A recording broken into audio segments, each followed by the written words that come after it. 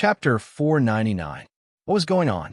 His avatar was about to reach the legendary level. William was very unhappy, but he had no choice. Ghoul Te shamelessly wanted to push Odin's avatar to the legendary level and then let him live. This gave him the motivation to become stronger. He wanted to make a fortune on the battlefield and then reap the rewards. He wanted to level up a few more times. But the war between the Red Fire Kingdom and the Desert Kingdom was not that easy to resolve. Up until now, the war had lasted for 2 months, and the total number of soldiers who had died on the battlefield had exceeded 180,000.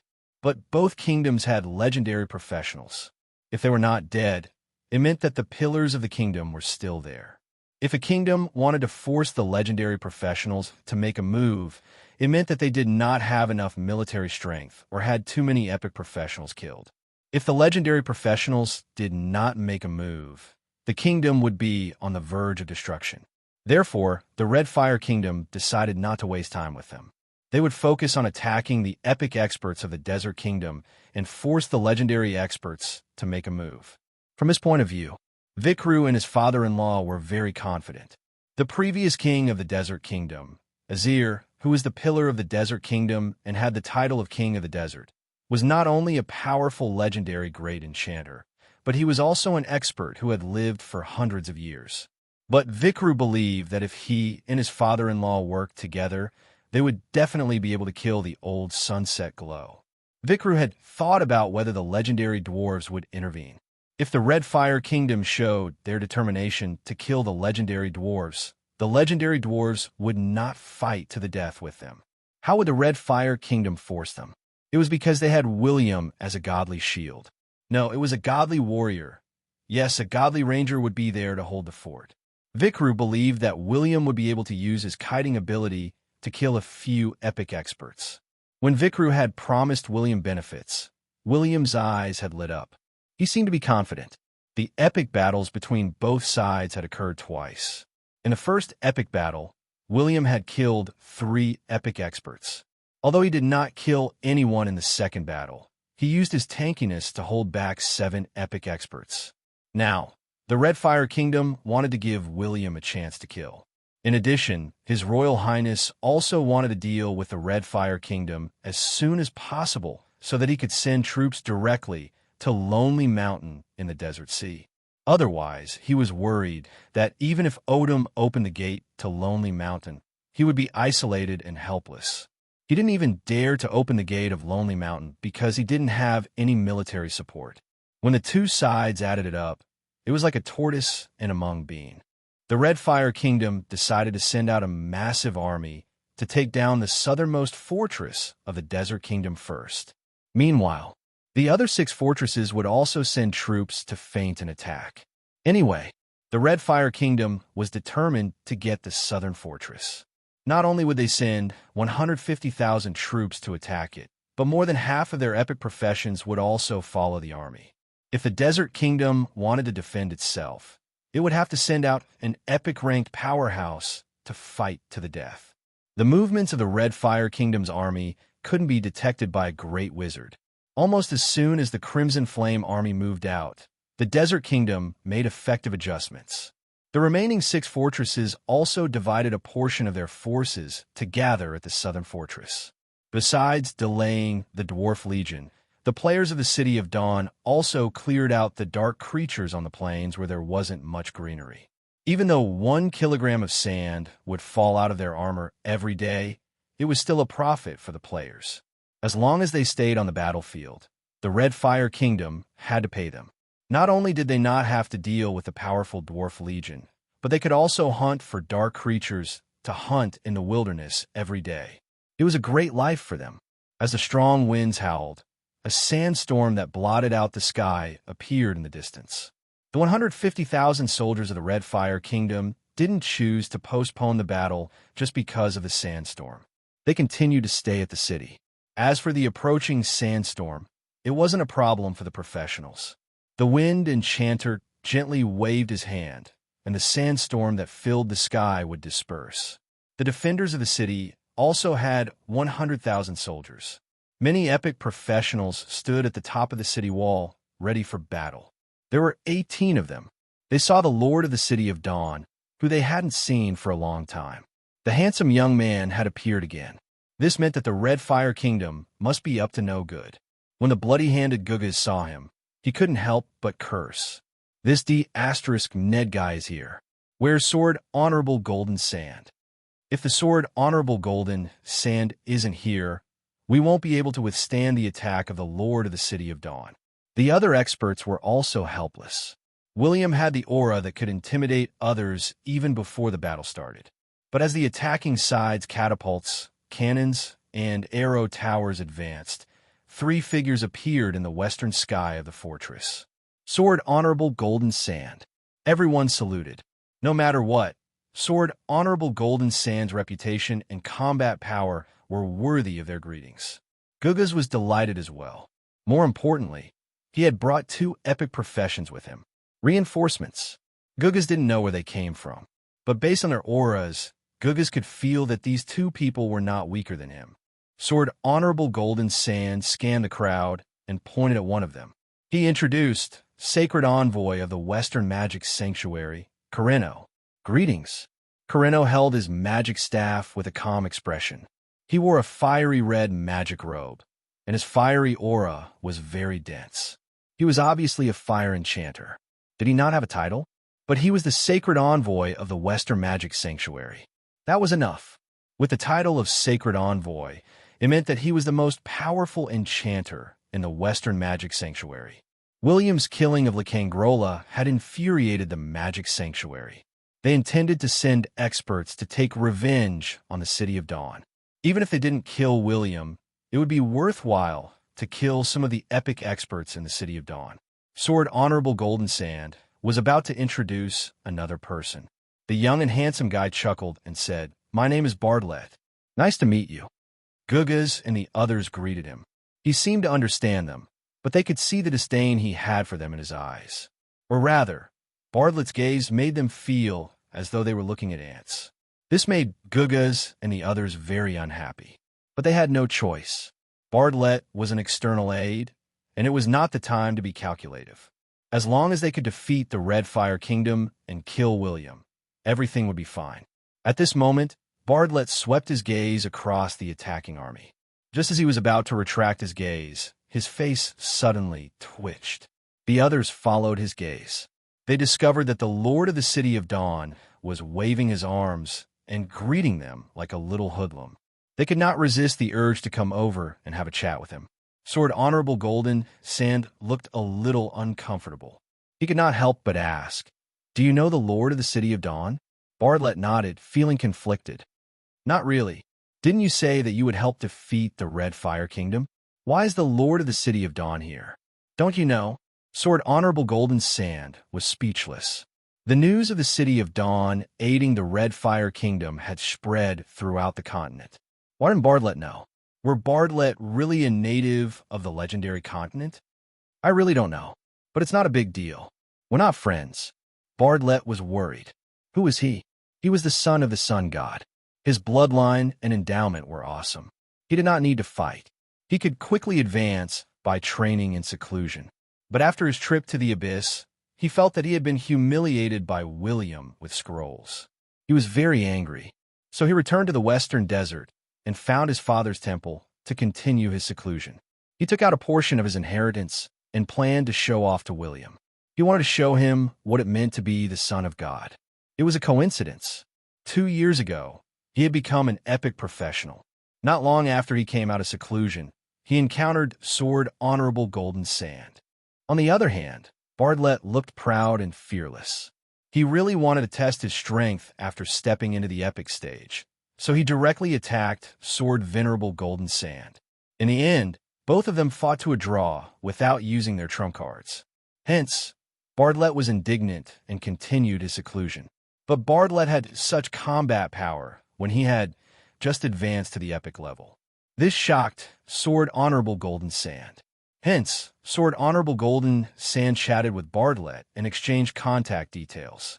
Today, when he received news of the Red Fire Kingdom's attack, he sent a telepathic message to Bartlett, saying that he had found a good opponent. "He's our opponent?" Bartlett asked doubtfully. "Yes. The Lord of the City of Dawn has thick skin and strong flesh. His defense is ridiculously high. His recovery ability is also very strong. Gugas explained with good intentions. Got it. Bartlett glanced at him and said, "Leave the Lord of the City of Dawn to me. The others are yours." "He's very strong," someone said. "You're the ones who are too weak." Bartlett interrupted again. An epic professional clenched his fist. He wanted to teach Bartlett a lesson. But Gugas stopped him and said telepathically, "We don't know his background, but we can see that he doesn't have a good relationship with the Lord of the City of Dawn. Since he's so arrogant, he must be quite capable. Let's wait and see." Bartlett could not be bothered with the people of the Desert Kingdom. He had agreed to help Sword Honorable Golden Sand because the materials in Sword Honorable Golden Sand's hands were very important to him. Because he had his father's magic spear, Divine Light Spear. It was a godly weapon that could shoot the divine fire of the sun. But when his father died in battle, this godly weapon was also severely damaged. Now, it had fallen to the legendary level. His most important goal now was to restore this godly weapon to its former glory. As the Red Fire Kingdom blew the horn of war, the cannons boomed continuously. The epic professionals from both sides charged at each other. Sonic booms continued. The hundreds of meters in the sky instantly turned into an epic battlefield. Bartlett charged at William. When he took out the Divine Light Spear, the sky was filled with radiance. It was as if the sun god had descended. On the other hand, Bartlett was like a sun hanging high in the sky. At this moment, only then did the professionals all gasp in shock.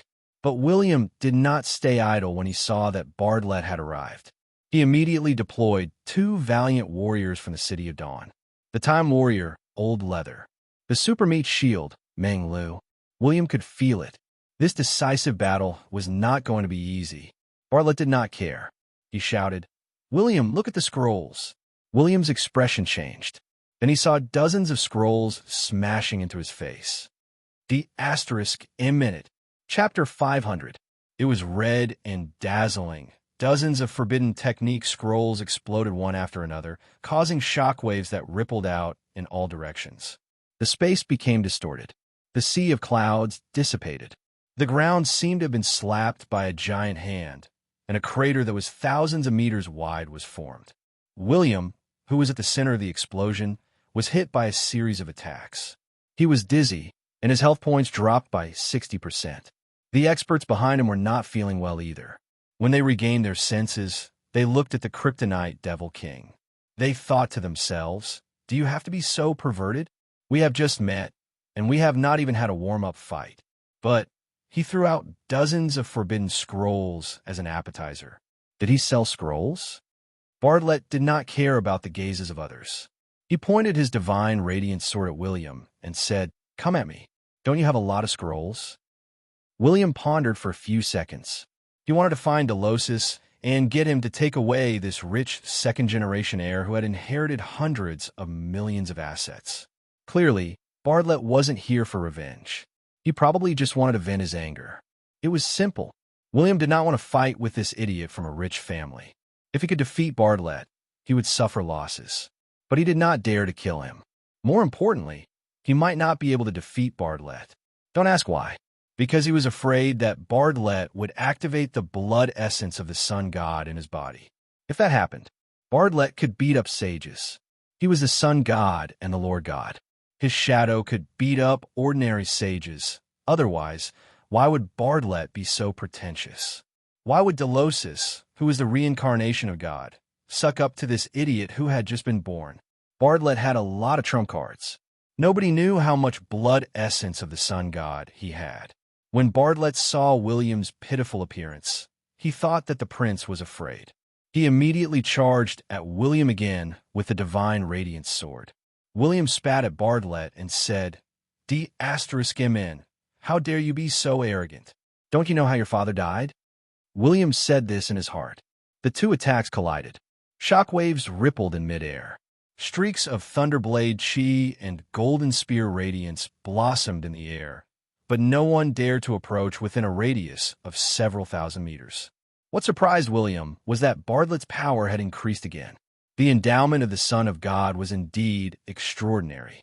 As a warrior, Bartlett's power was on par with William's. The latter was dumbfounded.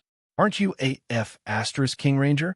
The saber slashed down with the momentum of splitting a mountain, causing him to almost lose his grip on the long sword in his hand. The battle was extremely intense. Even if they did not activate their domains, ordinary people would not be able to get close to them. Only Honorable Swordsman Golden Sand stood a short distance away from them. He seemed ready to deal a fatal blow to William at any time. When the other epic professionals of the Red Fire Kingdom charged over, the sacred envoy of the Western Region Magic Sanctuary, Corino, looked at a lazy fellow and narrowed his eyes at Gugas. "Leave this person to me." Be careful." Bloodhand Butcher shrugged his shoulders. This person was not an epic professional from the Red Fire Kingdom, so he had never seen him before. However, he could vaguely feel that this person was definitely not weak. Old Leather, who was floating lazily in the sky, suddenly saw Corino beckoning him with his finger. Old Leather pointed at his face and said, "Me? That's you. Since you're on the battlefield, don't pretend to be so full of yourself. Aren't you William's lackey? Today, I'll teach you a lesson." Colino coldly snorted and smashed the staff in his right hand. Bang! Streaks of fiery red magic ripples spread in all directions in midair. The magic book in Corino's left hand suddenly turned into bubbles.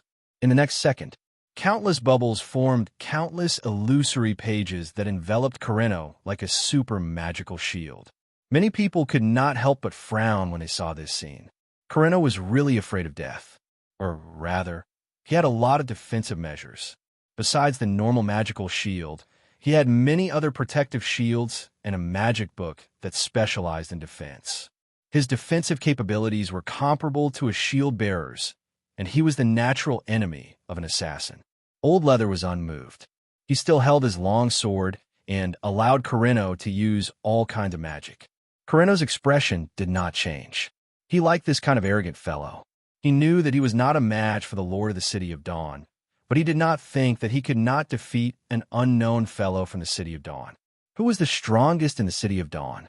The Magma Warrior Burned Cinder, the Storm Ranger Legolas, and the Space Enchanter Old Band. Everyone could see that. As for the other epic professionals, although they were strong, they were not the best. Of course, the Dragonblood Legion's commander, Albert, was not weak either, especially when he was leading the Dragonblood Legion. However, Burned Cinder was the only one among these famous people. He was even fighting with the bloody-handed butcher, Gugas. Today, Corino was going to kill one of the generals of the City of Dawn to take revenge for the woman he had slept with. Countless magical runes floated around Corino, spinning like a storm. He suddenly waved his hand forward. Boom! Half of the runes suddenly gathered and transformed into a flaming giant wielding a large sword. The giant slashed forward. It was a self-created, forbidden skill. Flame Devil, Giant's Blade. Old Pie looked at the saber as if he was scared out of his wits.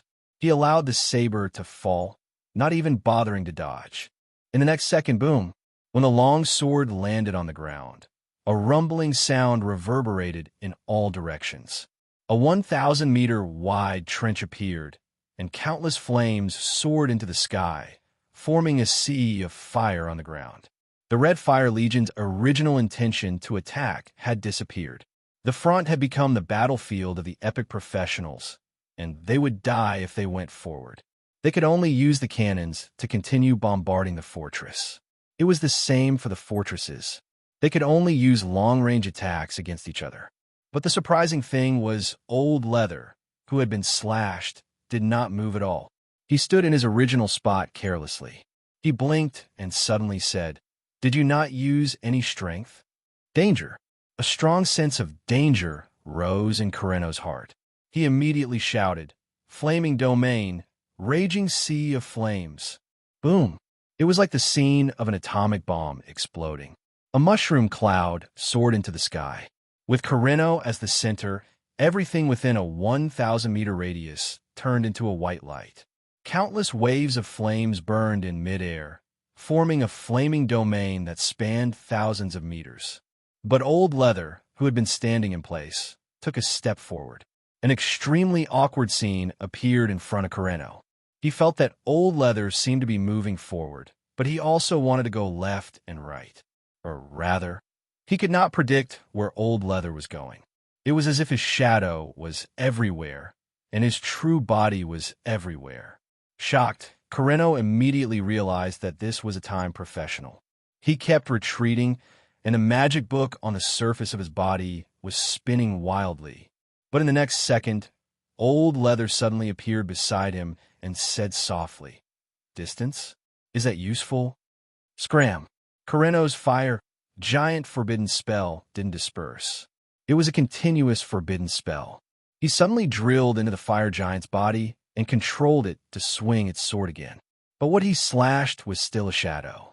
This was because old leather had already appeared beside him and slashed at the magic shield on the surface of Carreno's body. Crack! It was like a pebble falling into a calm lake. The ripples kept spreading. The pages of the magic book exploded one after another. Carreno was so scared that he almost peed in his pants. His top-quality magic book had a total of 300 pages, but 100 pages had been destroyed in an instant. What kind of time professional was this? Was he really that strong? Old Leather had not expected that he would not be able to break the shield with a single slash. Old Leather elegantly circled around Carreno and stabbed him again and again. Carreno moved like a madman, using all kinds of forbidden spells and scrolls in frenzy.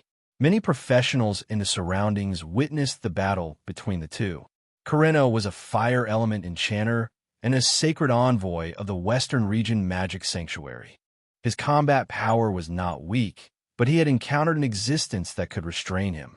Or rather, there were too many people who could restrain time professionals. Many people did not expect the City of Dawn to have such a trump card. Space was king, and time was respected. If a normal power wanted to kill an expert of the same level, they could only rely on numbers. It was too difficult to fight one-on-one. William and Bartlett's battle was intense. Both of them were like Kryptonians with bodies of steel. They kept colliding in the air, and blood was drawn with every slash. They were like berserkers, bombarding each other in a frenzy. Bartlett summoned the power of the sun. The sky within a radius of tens of thousands of meters darkened. All the light was absorbed into his body, and his combat power increased tremendously. William also activated the power of the Saint Spirit, and all his attributes increased by 35%. Pom, pom, pom. Continuous normal punches. Bartlett shouted angrily. He had already put away his divine light spear. He realized that if he continued to use his spear, it would be damaged even faster. He had no choice but to give up. His Royal Highness stretched out his hand and blindly waved his hand, blocking many punches with crackling sounds. Then, he also responded with a series of Ola, Ola, Ola, Olas. After a series of small punches, Bartlett was smashed into the fortress. Dawn assault. William was unforgiving. His body transformed into a ray of light and pierced into the ground. He was determined to F***CK Bartlett. Bang! Dust flew everywhere. William used the strength of his iron head to smash through several buildings in the fortress. Hundreds of unlucky sand warriors did not even have the chance to scream before they were crushed into meat paste by the shockwave. But he did not hit Bartlett. After Bartlett dodged the attack, he kicked Bartlett's spine. Kacha! Kacha's sounds were heard. William was unmoved. He dragged his feet along the ground and moved a few hundred meters horizontally. Then, he charged in even faster speed. Their fists collided once again. Bang! Golden light and thunder scattered everywhere. Then, there was a muffled sound. The granary beside him collapsed with a rumble. William glanced at it and took the opportunity to plunder half of the food. Then, he was beaten out of the fortress by Bartlett. But at this moment, the golden sand swordsman suddenly appeared. He formed a hand seal with both hands, and his eyes flashed with golden light. Hundreds of golden swords broke out from the ground beneath William's feet. Golden sword cage, seal! The golden sand swordsman shouted angrily. He waved his right hand, and a golden sword mountain descended from the sky. But no one saw a ghost arrow fusing with the sword mountain. It flew straight into the sky. The golden sand swordsman was looking for an opportunity to kill William. Did His Royal Highness not take any precautions? The sword mountain landed on the ground at an extremely fast speed. The pressure from the sword mountain crushed William's battle energy shield and the sacred light shield that surrounded his body. But, bang! The ghost arrow hit its target. William thought that his unparalleled archery had not hit its target. He was planning to use his full power to resist the sword mountain. But since the arrow had hit its target, he decisively transformed into a saint spirit and traversed through space. He resolved the crisis and charged at the golden sand swordsman. The golden sand swordsman's hair stood on end. When he was hit by the ghost arrow, he had this feeling. But when William appeared in front of him, he felt a fatal sense of crisis. He could not avoid it. He saw a fist the size of a casserole covering his eyes. The darkness made him feel as if he had entered hell. Bang! The golden sand swordsman was sent flying in midair. Half of his face was gone, and his facial bones were exposed in the air. His left eye had also been destroyed. William narrowed his eyes. The golden sand swordsman's killing power was unparalleled, but his defense was not good enough. At the very least, compared to him, his defense was really not good enough. When Bartlett saw this scene, he wanted to help, but he suddenly touched his chin. Not only did he not help, but his body suddenly disappeared. No one knew where he had gone. William did not care about him. He charged at the golden sand swordsman again. "Protect me." The golden sand swordsman's ear-piercing roar reverberated in the sky. Several epic professionals flew over despite their injuries. If the golden sand swordsman died here, the desert kingdom would be doomed. But William's speed was faster. He ignored the golden sword energy and allowed it to pierce into his body. It affected the speed of his battle energy circulation. He charged at the golden sand swordsman and punched him repeatedly. Pom, pom, pom, pom. Pom, pom, pom. The golden sand swordsman's battle energy transformed into small golden swords that protected his body. But he was temporarily powerless. He was a warrior, but he was more like an ADC with high killing power. When he was attacked by an assassin like William, he could only resist. William did not know what the golden sand swordsman was thinking. Otherwise, he would have beaten the golden sand swordsman until he called for his father. He would have made the golden sand swordsman realize that he was not an assassin. But the golden sand swordsman was a cunning swordsman. The golden sand swordsman shouted for help. The golden sand swordsman's health bar continued to drop. He was about to be beaten to death. But the golden sand swordsman, who had fractures all over his body and was like a zombie, had an ultimate move. A golden light sword expanded rapidly from his body. Not only did it bounce William away, but countless small golden battle energy swords appeared from his body and healed his wounds. William widened his eyes. The golden sand swordsman's health points were not full, but the small golden swords that appeared on his body gave him a shield that was twice his health points. What was more important was the golden sand swordsman's aura suddenly increased. He had the combat power of a legendary professional. Playing the arrow with full health points, full blood waves, William could not help but curse. But the golden sand swordsman ignored him. He could only use this move 3 times in his life. This was the second time, but he once again felt the power of the legendary realm. It gave him a feeling of arrogance. He felt that he was the god of this battlefield. Hence, he calmly looked at William. Then he gently waved his hand and shouted, "Swords, come!" Tens of thousands of long swords in the southern fortress were unsheathed and flew into the sky. The countless metal shards and particles hidden underground also turned into golden long swords as they broke out of the ground. They covered the sky. The sword energy was like rain. But His Royal Highness also took a step forward, and thousands of lightning bolts came crashing down. Boom! The thunder domain dispersed. Peerless holy thunder. Intermediate elemental body. He was like the thunder god. He transformed into a ray of lightning and pierced through countless long swords flying towards him. Under the admiration of countless people, a fist that contained countless lightning bolts hit the chest of the golden sand swordsman. Bang! The golden sand swordsman's chest was pierced through. The true damage was off the charts. The shields were useless. The golden sand swordsman died on the spot. The professionals of the Desert Kingdom suddenly fell silent. William coldly laughed. Do you think you are fit to shout swords? But, just as the proud William was about to loot the corpse, he suddenly discovered a figure emerging from the sand and taking the golden sand swordsman's corpse away. William opened his eyes wide and shouted angrily, Bartlett, return me his space ring. If not, I'll dig your father's grave. Yes, I'll leave. When Bartlett heard this, his heart trembled. He did not even know where his father's grave was. There were obviously more valuable items inside. If someone dug up his father's grave, it would be a huge loss. Hence, he did not dare to take too many items. He only took the materials that he needed and threw the corpse and golden sand swordsman to William. Then, he turned and ran. But then again, he also wanted to dig up his father's grave. Bartlett wanted to say, Buddy, let's dig together when we're free. I'll give you 10%. Chapter 501. Swordsman Golden Sand was killed on the spot. His corpse passed through the hands of two people. He did not have any dignity left. Bartlett, the powerful helper hired by the Desert Kingdom, had escaped. Corino from the Magic Sanctuary was also defeated by Old Leather. He used a teleportation scroll to teleport a long distance away. At that moment, the Desert Kingdom had fallen into a predicament. Many epic experts chose to give up on defending the fortress and retreat while fighting.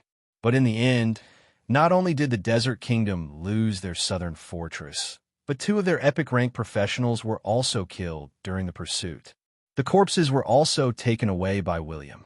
Although he was not the killer, he was an outstanding player in his previous life. Normal NPC's hand speed could not be compared to his. It was simple. To be an expert, one had to start from the speed of looting. Hence, from that day onwards, the balance of power between the two kingdoms was completely tipped in the Red Fire Kingdom's favor. After half a month, the Desert Kingdom's second stronghold was also conquered. But from that day onwards, the King of the Desert, Azir, a legendary Grand Mage, had personally come to the battlefield. He had thrown out a few desert puppets to completely control the situation on the battlefield. He had finally shocked the epic experts of the Red Fire Kingdom. Even the handsome prince didn't dare to go up and have fun. According to William, my brother's affinity for me is too low. I can't rely on my looks to save him. Sunset Glow's combat power was too strong. Even among the legendary professionals, she was a powerful expert. Epic professionals could not compare to her. Even if he used his peerless skills, he would not be able to defeat her. But the Red Fire Kingdom's Vikru was not to be outdone. He also rushed to the front line. They did not know why his father-in-law did not come. They also did not know when the legendary battle would begin. The players were not concerned about the war between the two kingdoms, especially the players of the legendary continent. They were not worried about the possibility of the City of Dawn's investment failing. After all, the prince did not arrange for all the players to support the Red Fire Kingdom. This meant that the City of Dawn had chosen to help the Red Fire Kingdom and had the determination to win. Hence, the players were paying attention to the second wave of darkness invasion every day. Every day, the forums were filled with discussions about how many cities we had lost, how many dark creatures we had killed today, how many players had died yesterday, and so on. Mars Hercules had originally planned to participate in the war between the kingdoms, but he realized that in the more advanced battlefields, other than a few of the little brothers with pay-to-win credits who had leveled up to the advanced level, the others were temporarily stuck in the intermediate level. He reckoned that they would not be able to get any benefits. He brought the Martian players from his guild to the Corinza Grand Duchy, the hometown of the Blood Moon Witch. At this moment, many old Martians gathered together. They glanced at the dark red sky, and then glanced at the densely packed dark creatures below the city wall. There was a sense of nervousness in them. It was too much. They had seen the video of the first wave of dark creatures that the City of Dawn faced. At that time, the City of Dawn had faced only 800,000 dark creatures. However, the second wave of darkness invasion resulted in each Grand Duchy facing at least 5 million dark creatures. Whether it was in terms of quantity or quality, there was a significant improvement. There were many high-level creatures, but there were also many grandmasters. There was even an epic devil to hold the fort. Fortunately, there were epic experts in the Grand Duchies. The high-level combatants would not start a war just because of a disagreement. Mars Hercules swept his gaze across the dark creatures that continued to attack. After consuming a few potions, he took out his weapon and walked up the city wall. Brothers, let's get to work. Let these underworld creatures witness the combat power of the Martians. Aura! Many Martian players roared. The Earth players, who were already on the city wall, were expressionless. They wanted to ask, when did Aura become the Martian players' roar?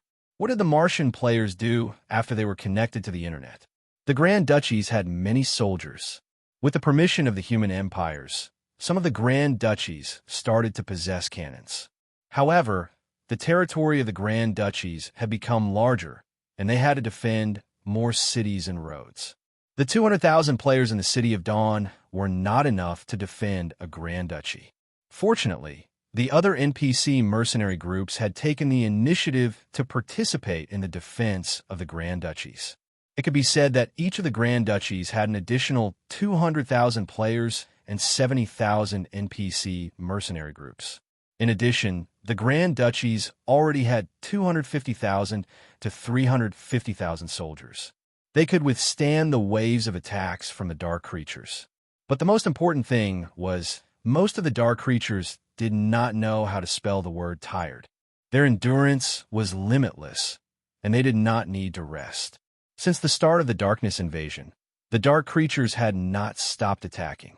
Under such circumstances, as time passed, the professionals became more and more tired. They did not have to rest for long before they had to return to the battlefield to fight again. The defending side had the advantage of the city wall.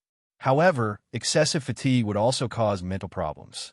In the second month of the darkness invasion, the Grand Duchies in the legendary continent had more or less lost their border fortresses and cities to the dark creatures. Fortunately, the casualties were not too severe. The civilians had been relocated.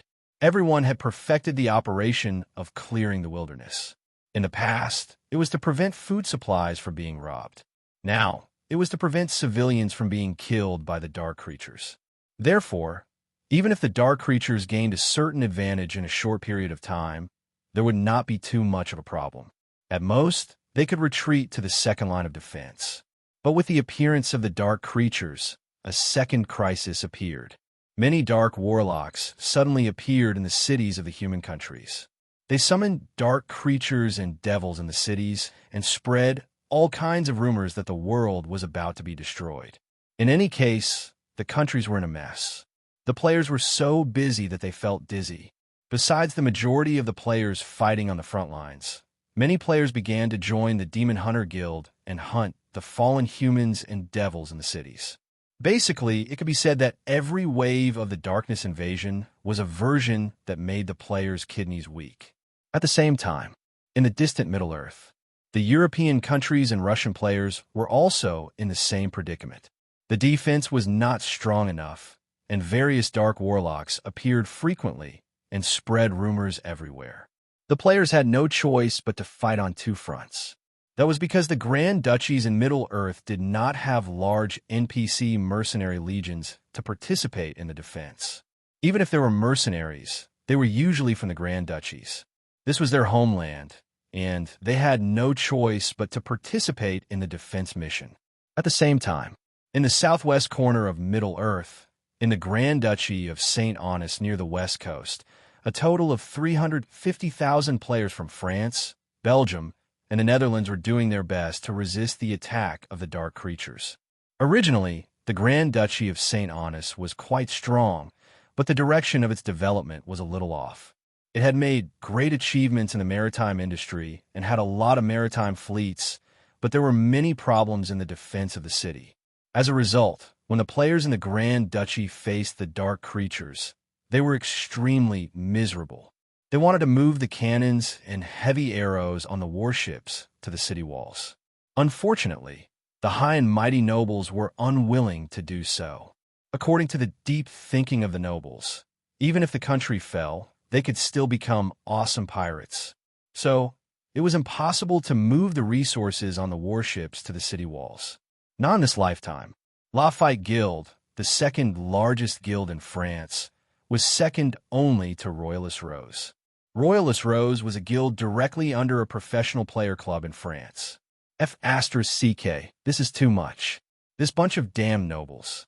They're so much like France in our history. A player from Lafayette Guild was very angry. He stood on the city wall and took a sip of red wine. He glanced at the dark creatures that were about to charge at them, but he was not in the mood to draw his sword. He continued lazily. The dark creatures are attacking again. Where are the cannons? We don't have enough cannons. The front line is all used up. Otherwise, we wouldn't have to go into battle. The player named 82 Lafayette yawned. Seeing that the dark creatures had finally reached the top of the city wall, the guild master shouted, "Time to work, time to work. If we don't, we'll be browsing the forums again." Oh! The player from Lafayette Guild drew his sword weakly and began to charge forward. Laziness was the nature of the French. Slow movement was the basic quality of the French. If the dark creatures killed someone in the city, it would take at least half an hour before the patrolling guard arrived to clean up the mess. If the dark creatures did not reach the top of the city wall, they would not move. More interestingly, the military style of the Grand Duchy of St. Honest was similar to that of France. There were only 100,000 regular soldiers. The other 200,000 soldiers were all mercenary soldiers, commonly known as the Foreign Legion.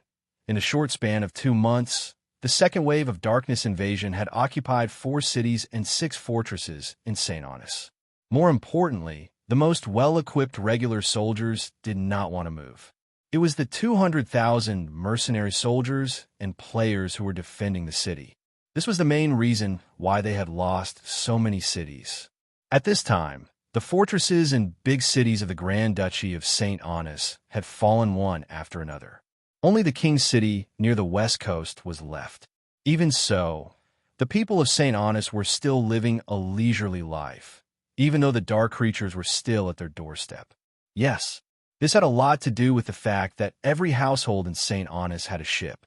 Because they had a ship and there were many warships in St. Honest, it meant that they still had a way out. The Belgian and Dutch players had rushed to the top of the city wall. They watched as the French players drew their swords and fought with the dark creatures on the city wall.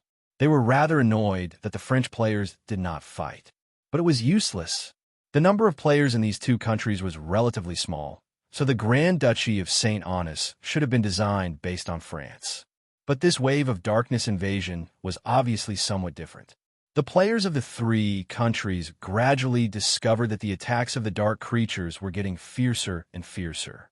In addition, they had used up most of their cannons and heavy arrows. Advanced and Grandmaster dark creatures also appeared one after another. Under such circumstances, the Grand Duchy of St. Honest finally dispatched its regular army to stop the attack of the Dark Army. But the situation on the battlefield was getting worse and worse. The defense of the King's City lasted for a whole 13 days. When the regular army lost 40,000 soldiers, the King of St. Honest gave the order to flee with the regular army. At this moment, the whole country was in chaos. The players panicked. They had thought that the King of St. Honest would flee, but they did not expect him to be so decisive. He was going to change sides again. But just as the St. Honest fleet fled, countless civilians boarded the ships in panic, and even the mercenaries were about to slip away. The dark clouds in the sky were suddenly torn apart. A figure flashing with white lightning descended from the sky. Rumble. Countless electric currents ran through a radius of tens of thousands of meters. Tens of thousands of dark creatures fell to the ground. The players of the 3 countries on the city wall were dumbfounded. The mercenaries who had not left also widened their eyes. Who was he? No. Why did they feel that he was not here to save people? Was he an alien who fell from the sky? This was because this glowing, godlike existence was lying in the crater of the meteorite with his eyes closed. At this moment, countless people began to take photos, trying to record this magical scene. Then, they watched as the man who had descended from the heavens slowly opened his bright eyes, as if he had just woken up. He could not help but yawn. He looked around with a slightly curious gaze, as if because he had discovered the group of dark creatures. He suddenly murmured to himself, "Dark? Where did you come from?" Then, his palm instantly turned into a hand of light, piercing through the army of dark creatures and grabbing the bewildered epic demon. Before the epic demon could struggle, the man who came out of nowhere squeezed gently, and the demon was reduced to flesh and blood.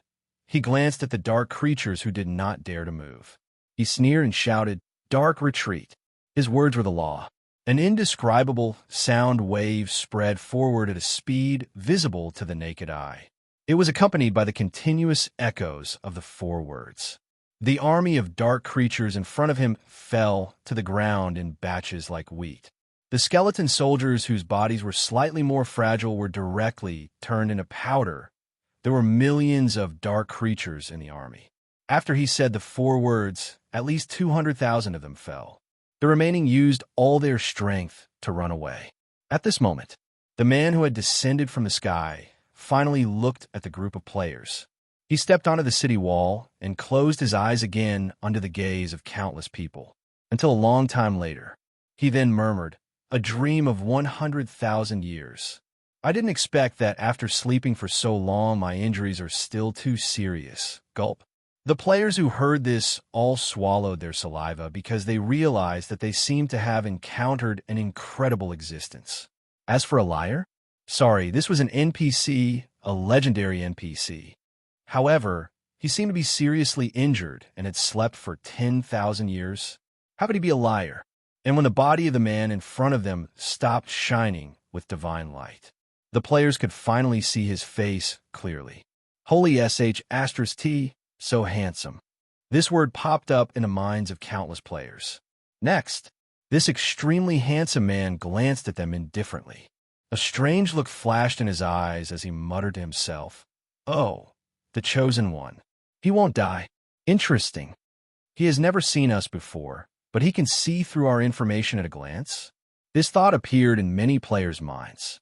They felt that this person was quite amazing, and the leader of Lafite Guild, 1982 Lafite, was the closest. He took a deep breath, mustered his courage, and asked, "May I know the name of the Savior?" Savior. I didn't expect that after 100,000 years, I still don't have any believers?" The man chuckled. It sounded very harsh, but also a little self-deprecating. The players did not dare to be too presumptuous, afraid of being punished. However, he looked into the distance and said indifferently, "You can call me Odin." In an instant, the dark clouds dispersed. Light and thunder roared in the sky. It seemed to be celebrating his return. Countless players went crazy. The gods' forum exploded. An hour later, his video appeared on the official homepage. It was an indescribably handsome man. He stood with his hands behind his back and seemed to be murmuring to himself. Then he said as if reminiscing, "You can call me Odin, God's main god." Chapter 502. In a short period of time, the video and screenshots of Odin's appearance had spread all over the gods' official homepage and forum. What kind of game was Gods? It was a game full of legends about the gods. The players weren't strong enough, so they couldn't gather too much information about the deities. But there were so many players in the 7 continents. They had more or less heard about the reincarnation of the gods. This information would be useful when it was put on the forum.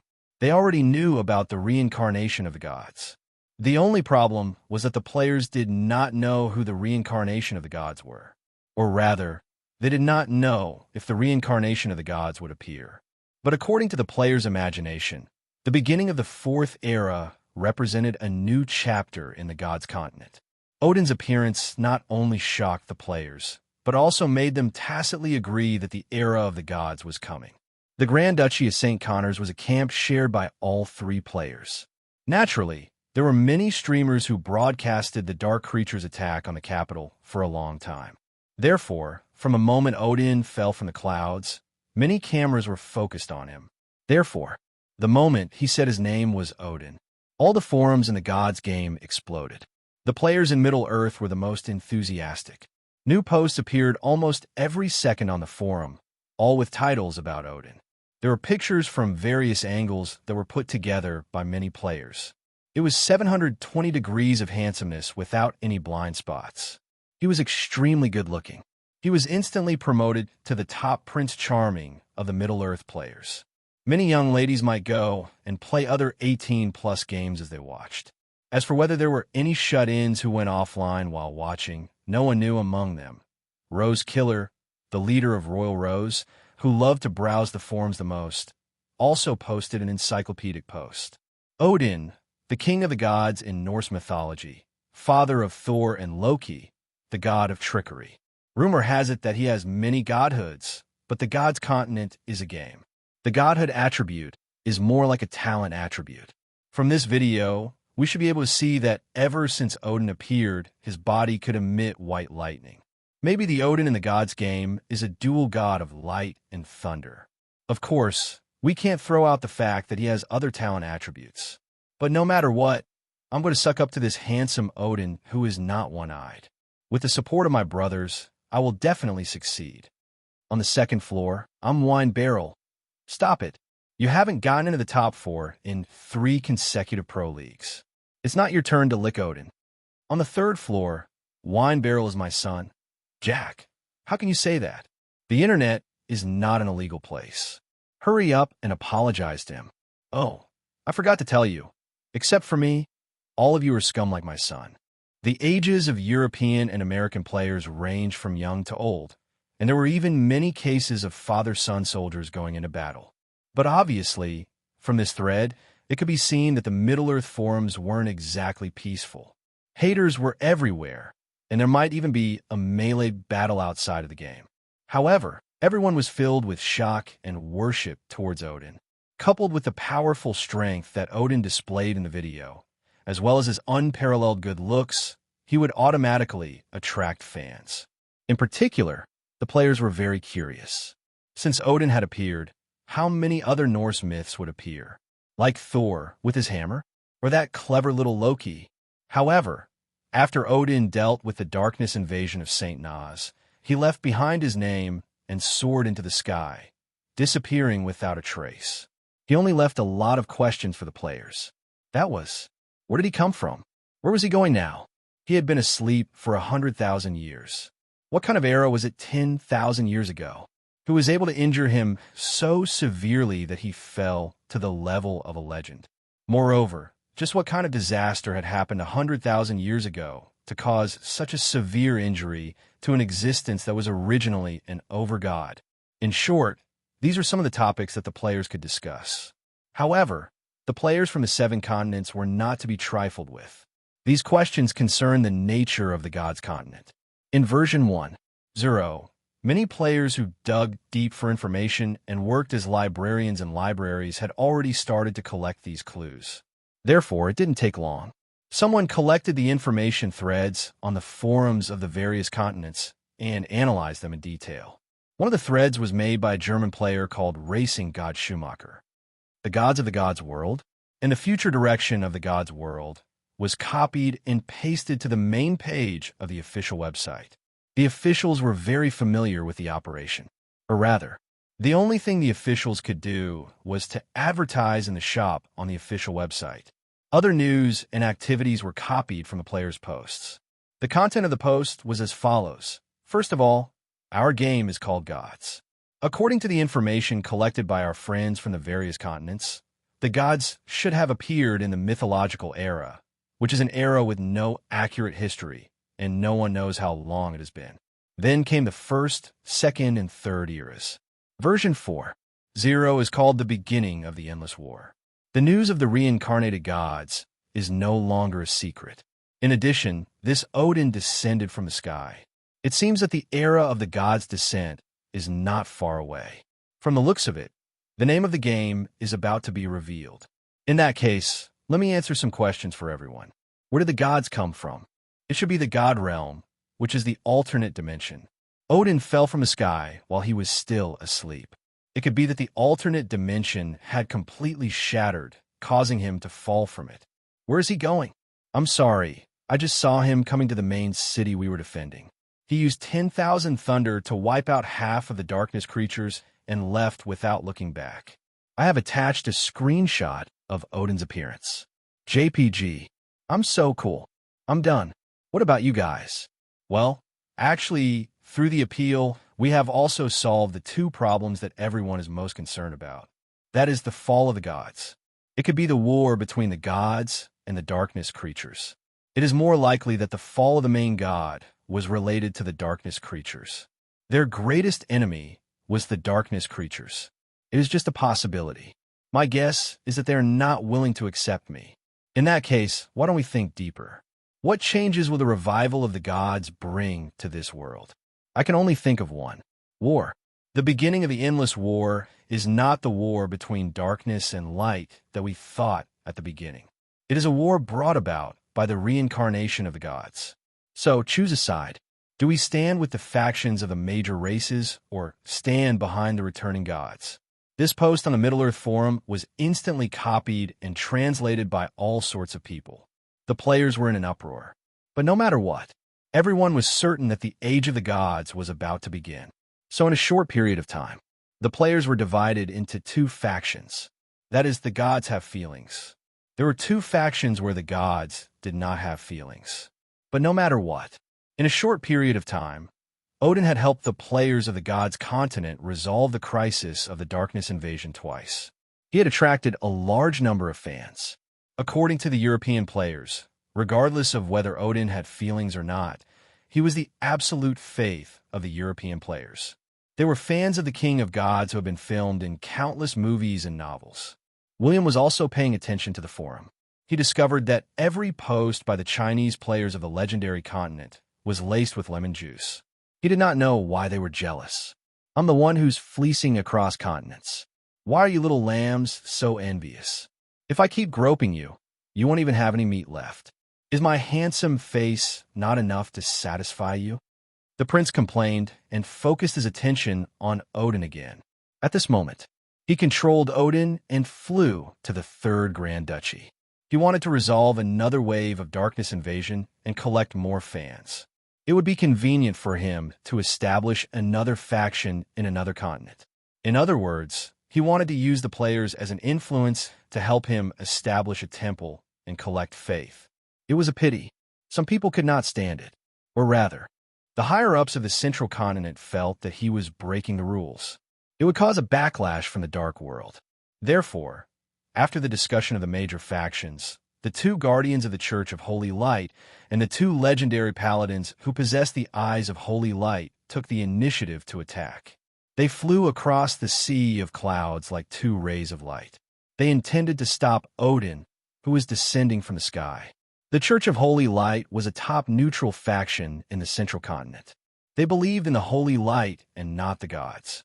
When the Church of Holy Light was first established, the interior of the church was filled with the statues of the gods. It was only 2,000 years ago that the statues were removed. These two protectors were Left Eye Morgan and Right Eye Luther. They were twin brothers. They had joined the Church of Holy Light since they were young. They also had extraordinary telepathy. They believed in the Holy Light and practiced the Holy Light. Furthermore, they were biological brothers and had many combined skills. They could even resist the attacks of ordinary sages for a short period of time. As Left Eye Morgan was flying, he suddenly had an idea. Who is that Odin? From the information we've found, those chosen ones seem to think that he's a god. They even say that he's a main god. Some even call him the King of Gods. Many of the chosen ones also say that he has two sons who are also main gods. Looking at how excited the chosen ones are, I feel that what they're saying is true. Damn it, I feel so weak listening to them. Could it be that the chosen ones are more well-informed than us? Bro, I'm not the Pope. How would I know something that even he has doubts about? But according to the few records from the era of gods, if Odin really is a main god and has the title of King of Gods, it's impossible that we don't have any information about him. Unless Odin's era predated the era of the gods, that was. But if that's the case, then we're in trouble. However, the origins of the chosen ones are too mysterious. They might know things that we don't. We just need to be careful. We're not going to fight him right now. We just need to make sure that he doesn't break the rules. Right Eye Luther's thoughts were heavy. because they knew too little about the era of gods. No one knew what existed before the era of gods either. If Odin really was that kind of existence, even if he was only at the legendary rank, he wouldn't be someone that they could easily fight against. Left Eye Morgan felt uneasy and asked again, "What if we fight? Beat him up? What if we can't beat him?" "Run," Left Eye Morgan nodded solemnly. "Yes, we might be facing the king of gods. The holy light that we believe in would probably agree with this idea." Luther was speechless. "Whatever you say, it's what you say." Soon, because the two of them took a shortcut, half an hour later, they sensed the thunderous pressure. The two of them cautiously approached it. In just a few seconds, the two of them bumped into each other. Right Eye Luther looked at the man in front of him. This thick-browed, big-eyed man compared himself and still felt that he was more handsome. "Odin?" he asked in a muffled voice that he thought was gentle. Prince William said expressionlessly, "Holy Church, why aren't you dealing with the dark creatures? Why are you stopping me?" This sentence was like a sword stabbing *SS Luther's and Morgan's mouths twitched. Because the Holy Church's aim and belief was to get rid of the violent and protect the innocent, to protect justice and light, and to fight against the dark forces. Their doctrine was similar to the Temple of Light's doctrine. Now that the darkness invasion was happening, not only did they not stop it, but they also wanted to stop Odin, who was protecting justice. This made it difficult for them to speak. But there was one thing. The Temple of Light on the legendary continent had already started to take action. Or rather, the Pope of Light was too powerful. He didn't care about the threat of the dark world. He could deter the dark forces that invaded the 7 continents. But the dark forces that wanted to invade the legendary continent had to follow the rules set by the Pope of Light. "Why aren't you talking? If there's nothing else, I'm leaving." "Wait." Luther, who had a shiny bald head, said in a deep voice, "I don't know where you are from, and I don't know if you are the so-called God who has descended. But as long as you're on the Middle Continent, you have to follow the rules of the Middle Continent. The Church didn't take action because it might cause a large-scale invasion by the Dark World if we massacred the dark creatures. I hope that you can take this into consideration." Odin sighed and thought for 2 seconds. He looked at the two of them with a sorrowful expression and said, "I didn't expect the dark world to be able to suppress the gods' continent in my dream of 100,000 years." Luther and Morgan, who didn't know the truth, were a little terrified. In addition, Odin's body naturally emitted a divine radiance. They recognized him at a glance. God, this was definitely a radiance that only a god could possess. Since the birth of a god, before he stepped into the divine path, he could emit such a divine radiance. In particular, the words 100,000 years were said so casually that the two of them didn't know what to do. However, Odin was very confident. He said meaningfully, "Remember, the God's continent is called God's not only because the gods control this continent, but also because we, the gods, are also the protectors of this continent. We protect this continent from being invaded by any existences, and we protect all races from harm." The dark world? Are you afraid of some evil creatures hiding in the lower dimensions? Hee hee, what a joke. Subsequently, Odin continued laughing coldly. "Also, tell the sages of this era, from the day I opened my eyes, I have never adapted to the rules of other living beings. I will act according to the rules. This is the rules. If the dark creatures dare to invade, what can the Lord of Darkness do?" William glanced at the two bewildered fellows. He decided to show off and run. The two fellows didn't dare to stop him. Odin's god aura was too strong, and he was too arrogant. Even the sages didn't give in to him. Were they going to stop him? Holy light wouldn't allow it. But Left Eye Morgan couldn't help but ask, "Who are you?" He had no choice. He had never seen such an arrogant god. The other reincarnations of the gods were very secretive, but this god was too arrogant. He was scared out of his wits. Odin slowly stopped and turned his head. He said softly, "I am Odin, the king of gods. If the sages of this era want to see me, feel free to find me." As soon as he finished speaking, he transformed into lightning and left. Chapter 503. Running away after acting cool. Thief Jill was very excited. He dared to call himself the king of gods. It meant that he was not afraid of the sages finding trouble with him. Ever since Odin's clone became legendary, his strength had increased by leaps and bounds. William did not dare to say that his clone could kill many experts of the same level when he reached legendary. But he could guarantee that even the sages could not catch him. Because this clone once again had the invincibility talent, it could last for another 3 hours.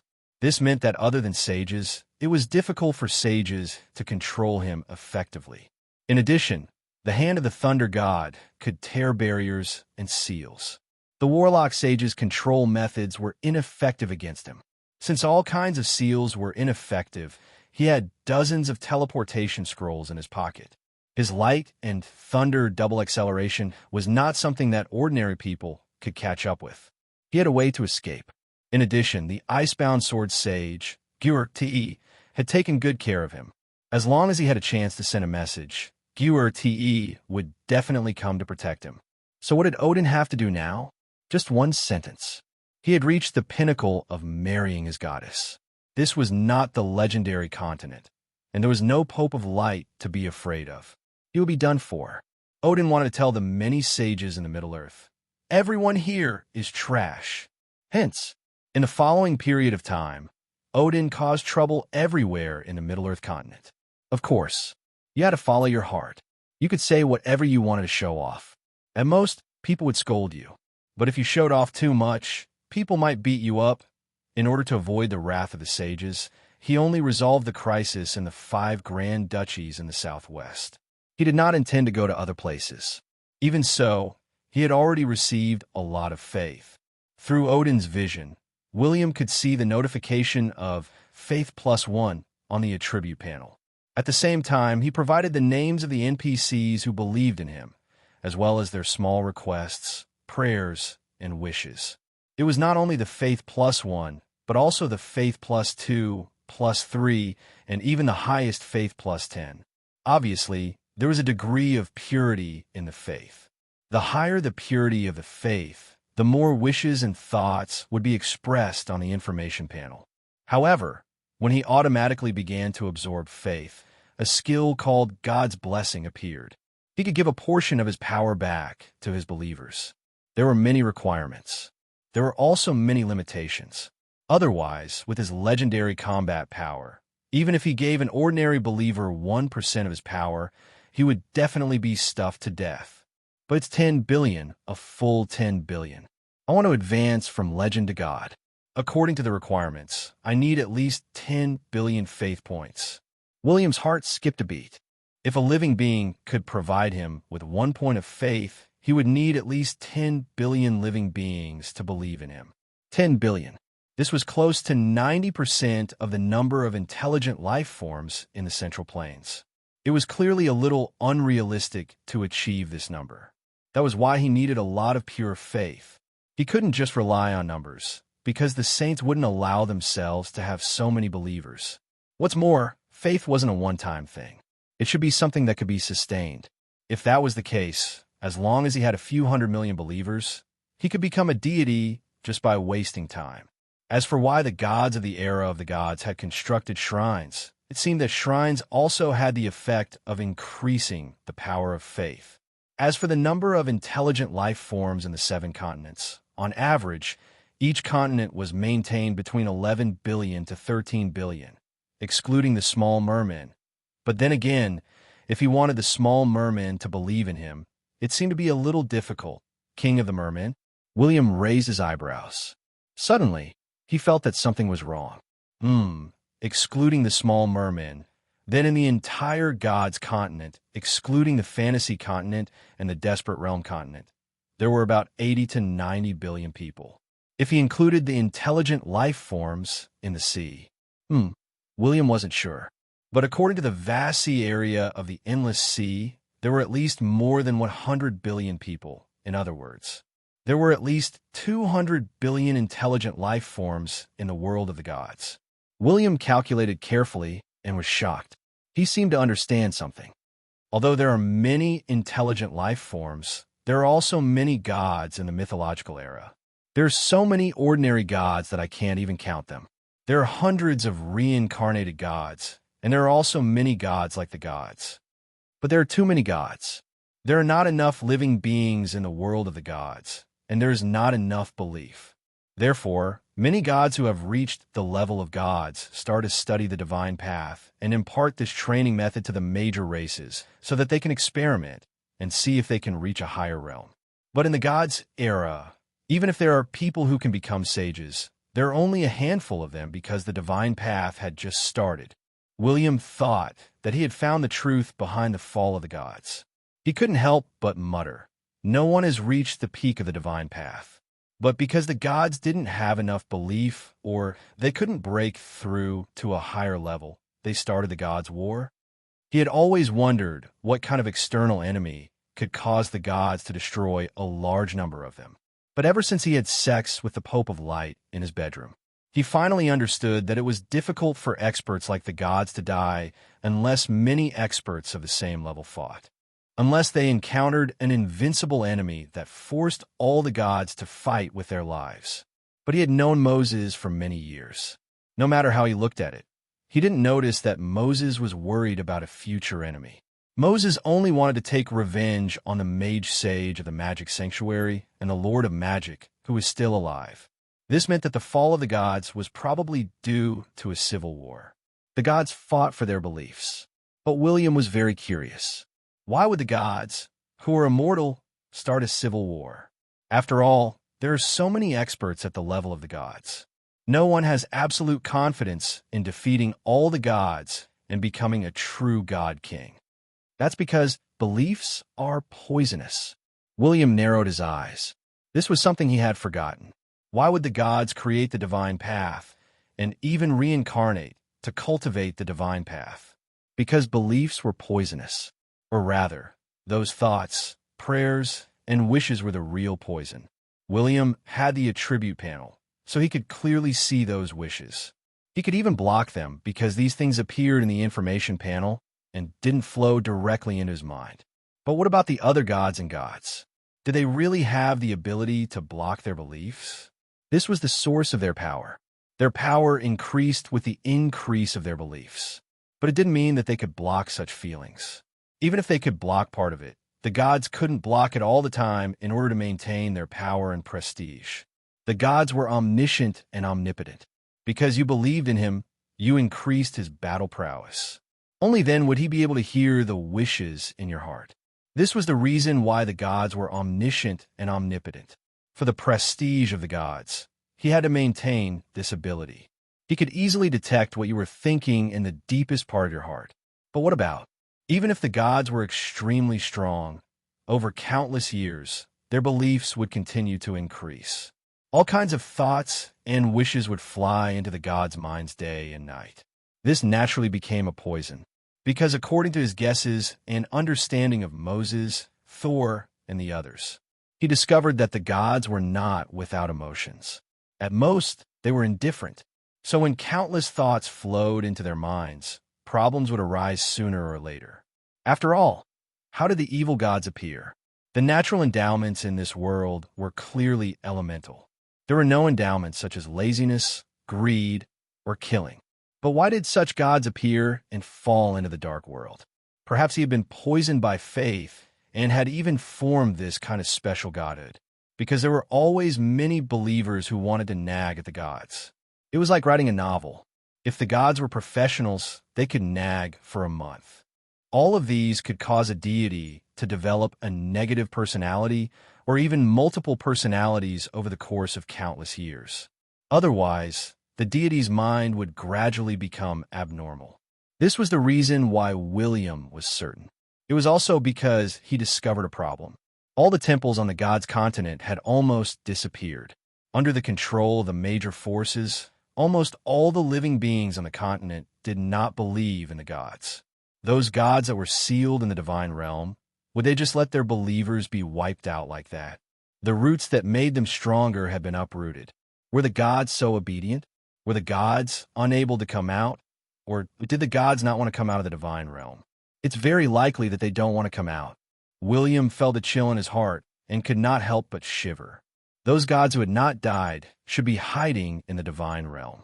They were gradually clearing away the negative thoughts over countless years and try to maintain the purity of their godhood. But this method of clearing obviously took a long time. Otherwise, it could be the gods in the divine realm used a total of 3 eras to completely solve the problem of the belief poison. They want to get rid of this problem once and for all. Divine path, sage path. This is the problem of the gods' fall. William's eyes flickered. The existence that initiated the gods' fall war should not be the gods in the divine realm.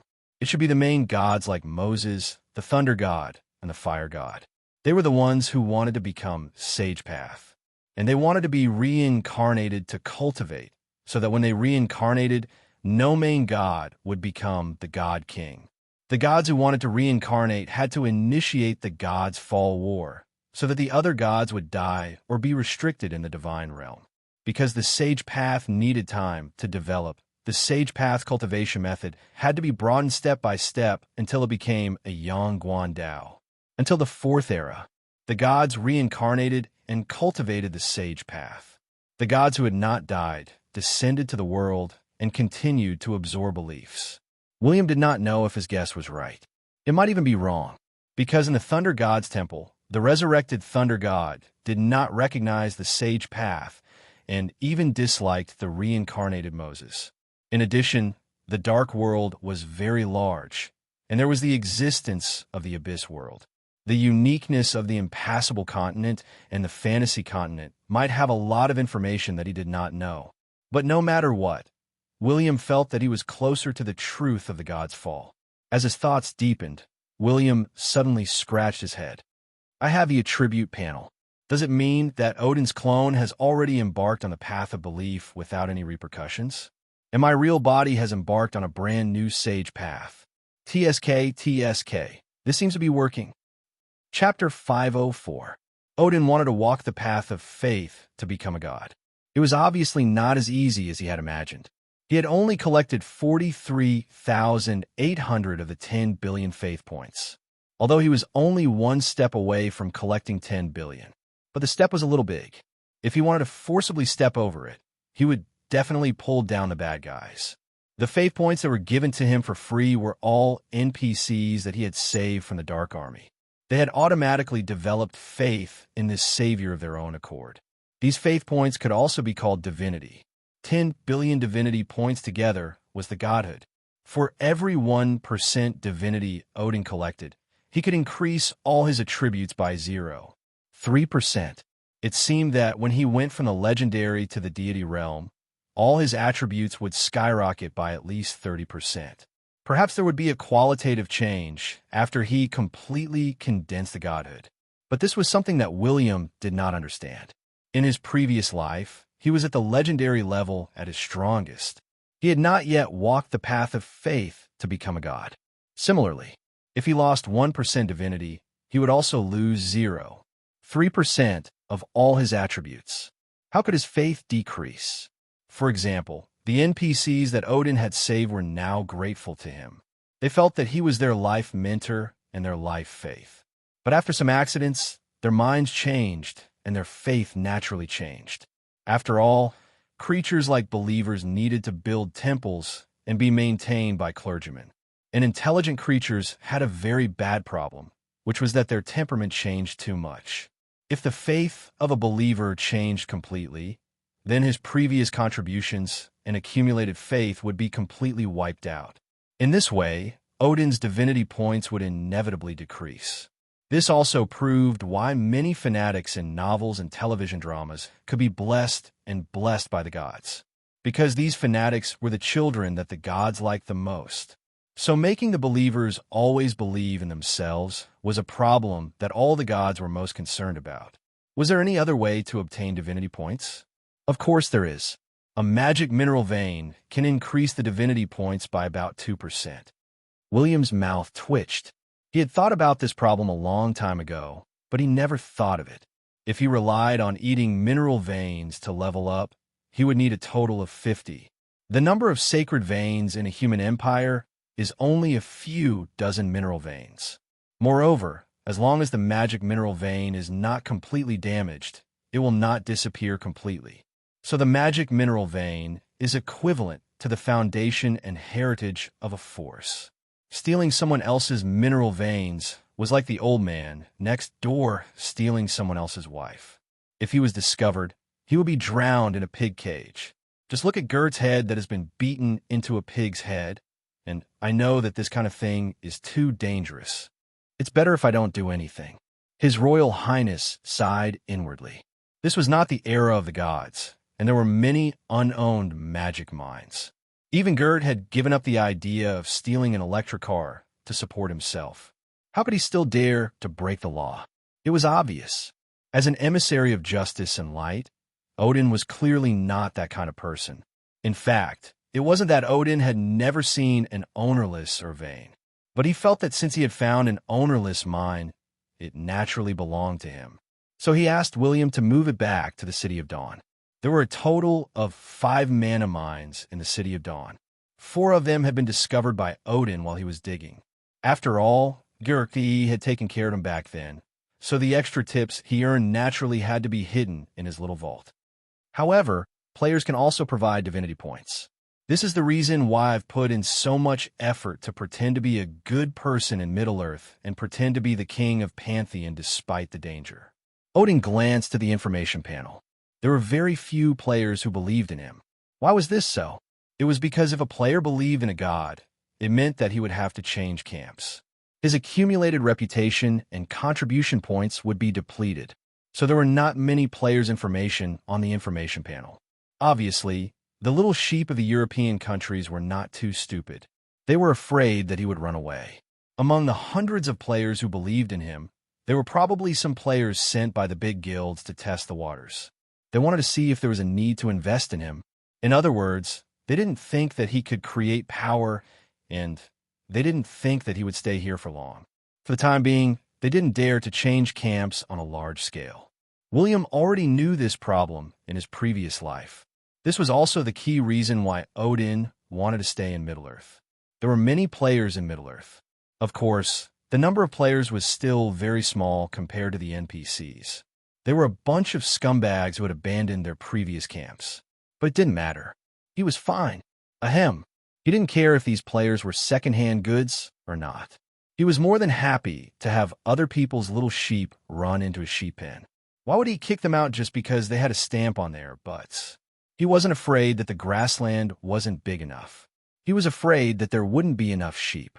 As long as Odin developed well, he would be able to rope in the millions of players of Middle-earth into his faction, and they would definitely become fanatics. Perhaps at that time, with just these players, he would be able to walk the path of godhood. As long as the players believed in him and obtained enough benefits, they could accumulate faith to the level of fanatics. So after Odin resolved the survival crisis of the 5th Grand Duchy, he didn't disappear immediately. Instead, he was like an NPC who was about to issue a mission. He stood proudly on the pile of corpses of the Dark Army, as if he was looking up at the sky and reminiscing about the past. He was handsome, deep, and had strong combat power. He was like a firefly in the night. No matter where he was so dazzling. The players in the city slipped out and ran to his side. Perhaps the players from other countries wouldn't be so proactive or disregard their lives. But this group of players was different. They were the players from Norway, Sweden, Finland, Denmark, and Iceland. The 5 Nordic countries. Even in 2334, even with the colonization of the Moon and Mars, there was no explosive increase in the number of players. But Odin was their mythical faith. It was as if you were playing an online cultivation game and met the Monkey King. This was what it meant to be a religion. It didn't matter if the player attacked them or not. Even if the player killed the player with a club, the player would greet him shamelessly. It was a name that had a fan effect. It was awesome. Odin has stopped. I'm not blind. He didn't stop at any of the Grand Duchies. He only stopped at our Grand Duchy. This means that our opportunity has arrived. We're going to rise up like the Chinese players. No, it's time to beat them up. A strong ball player carrying 2 axes shouted. That's right, that's right. Next, the Vikings will be famous on the official website and forum. I've seen enough news about the City of Dawn. *T. Aren't you a Dane? We're all Vikings now. How can we say that we're Danes when we meet our ancestor? Who do you think he is? Aren't you a little silly? The axe-wielding player replied in a muffled voice. It was obvious that he was immersed in the game. The others nodded in agreement. The player was right. The myth of Odin originated from Norse Europe. The earliest myth appeared hundreds of years ago during the Viking Age.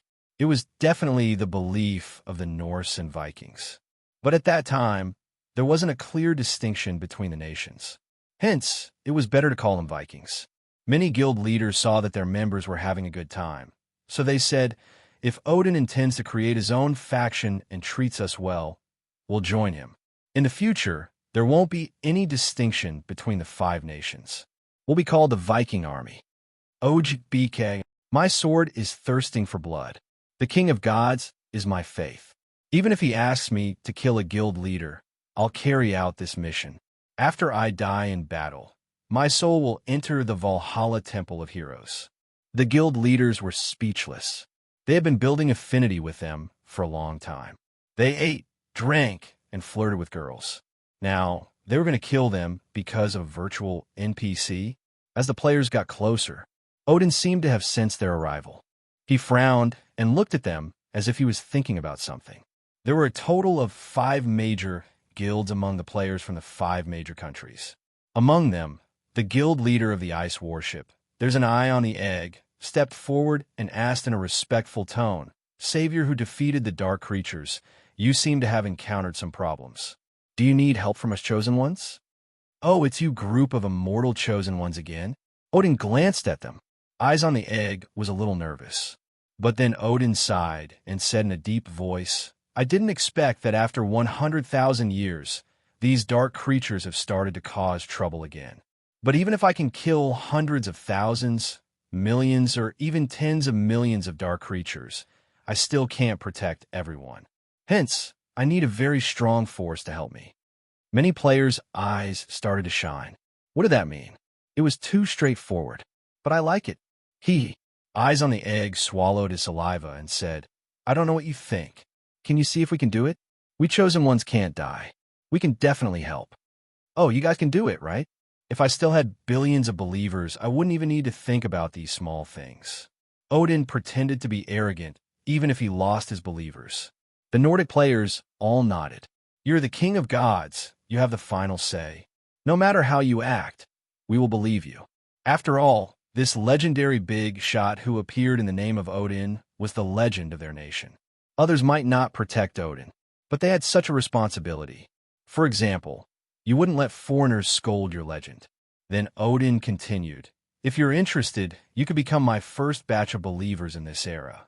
Help me build a temple and increase the number of believers. Only then can I recover from my injuries and better protect the gods' continent. Ding dong. Prompt. Do you want to believe in Odin? Believe in the Lord of Light and Lightning. Prompt. Do you want to change factions and join Odin's faction? Prompt. By changing factions, you will give up all your previous faction reputation and contribution points. Triple quality. The players present all saw this prompt. Initially, some of the guild leaders wanted to ask what benefits there were in joining the faction. But when the ordinary players saw that the existence of a legend had started to invite them, why would they hesitate? If there was a limit to the faction, it would be a huge loss. In less than a minute, Odin's attribute panel was flooded. Hundreds of thousands of messages appeared. 3 minutes passed. All the players in this city changed their appearances and joined his faction. His divinity value skyrocketed. Therefore, Odin was delighted, but he still said in a calm tone, Since you believe in me, you have to know. My name is Odin, the Lord of Light and Lightning, and your current mission is beep, beep, beep. Godhood, build Odin's temple, spread the teachings of the Lord of Light and Lightning, and help Odin condense the godhood again. Protect, kill dark creatures, maintain justice and peace. Believers, let more NPCs and players believe in Odin. 3 missions. The rewards were more or less the same. It was nothing more than money, experience, and faction contribution points. But when they saw that they could become clergymen as long as they accumulated a certain amount of faction contribution points, and they could even obtain the blessings of the gods, their expressions changed. This was because the attribute bonus of the blessings of the gods was simply a permanent buff. It was too awesome, especially when there was a prompt on the faction panel. The stronger Odin was, the stronger the blessings were. One sentence. We will do this kind of multi-level marketing mission. Chapter 505. As Odin had played a series of tricks in the Middle-earth continent, many players who were guarding the Grand Duchies felt that they could not hold on any longer. Hence, before their camps were destroyed, they calculated their reputation points and contribution points and immediately fled to Odin's embrace. The large-scale defection of these traitors attracted the attention of many factions. However, Odin's unscrupulous behavior, as if he did not even care about the sages, made people feel a lingering fear, and they did not dare to provoke him. This was because this world was called the gods' world. There were too many legends left behind by the gods. The power of the gods was still unforgettable. Even though the sages were at the peak of the world, the various factions were scheming against each other. No one intended to become someone else's stepping stone and take the initiative to test Odin's strength. More importantly, this group of traitors were too unscrupulous, switching factions as they pleased. They had no loyalty to speak of at all. Perhaps the sudden appearance of Odin would also end up smashing their own feet with a rock. Odin worked hard every day for the sake of his belief in the Middle-earth continent. He had to maintain his reputation and prevent the players from easily coming into contact with him. On the other hand, he had to make the players who had just joined his faction feel a sense of belonging. He had to use all sorts of tricks. It was too tiring. What was Prince William doing? Half of his thoughts were tiring, but the other half was very relaxed. He had already developed the City of Dawn. Everything was going according to plan. Even if there were problems with the plan, many of his subordinates would solve the problems. If the Lord had to do everything personally, what were his subordinates for? As an outstanding Lord, he naturally understood the principle of if there was nothing to do, the secretary would do it. If there was something to do, the secretary would do it. Eating, drinking, playing, and having fun were his duties. His Royal Highness enjoyed the best food and drinks provided by the Red Fire Kingdom every day. Every time he attended a celebration banquet, there would be many beautiful young ladies with beautiful legs dancing beautifully. Not to mention touching them. Just looking at them was very comfortable. When he had nothing to do, he would play mahjong with a group of young men. He would cheat some money and bully these silly people who had just learned how to play mahjong. Brian, who was the most addicted among them, was a complete gambler. He often lost until his eyes turned red. Last night, after losing all the gold and mana crystals in his space ring, he had even lost his legendary sword. It was truly a tragic sight. If it wasn't for William, Burnsinder, and Old Leather persuading him to stop playing, he would have lost all his equipment. Then, he would have to give birth to a pair of underpants. His Royal Highness couldn't imagine what kind of weapon this guy would bring to the battlefield when the war really started. In short, there weren't too many ways to have fun. After all, there was no other choice. Even if the rich lived in a war fortress, their lives were still as simple and boring as ever. But are rich people really happy? No, you can't understand their happiness at all. What were the players doing? The darkness invasion had not ended. They had to work tirelessly every day to deal with the dark creatures. They worked from morning to night, day and night. It was even more tiring than going to work. But experience, gold, materials, these were all things that could make one stronger. He was completely willing, and there was no way to stop him. At this moment, the Lonely Mountain squad crossed over mountains and ridges. After traveling for thousands of miles, they finally arrived at their destination. He didn't know if it was because this team was too strong. Along the way, besides the assassination during the Darkness invasion, they didn't encounter any other threats. Well, it was more likely that Gert and the Dark Shadow Alliance had extorted the dwarfs, which made them feel a little distressed. But Odin also knew that even if they arrived at the Lonely Mountain, they couldn't easily open the gate. According to Odin, even if he didn't wash his feet for 3 months, he could guess that someone was definitely waiting for him to open the gate of the Lonely Mountain and launch an attack. Therefore, an awkward situation occurred.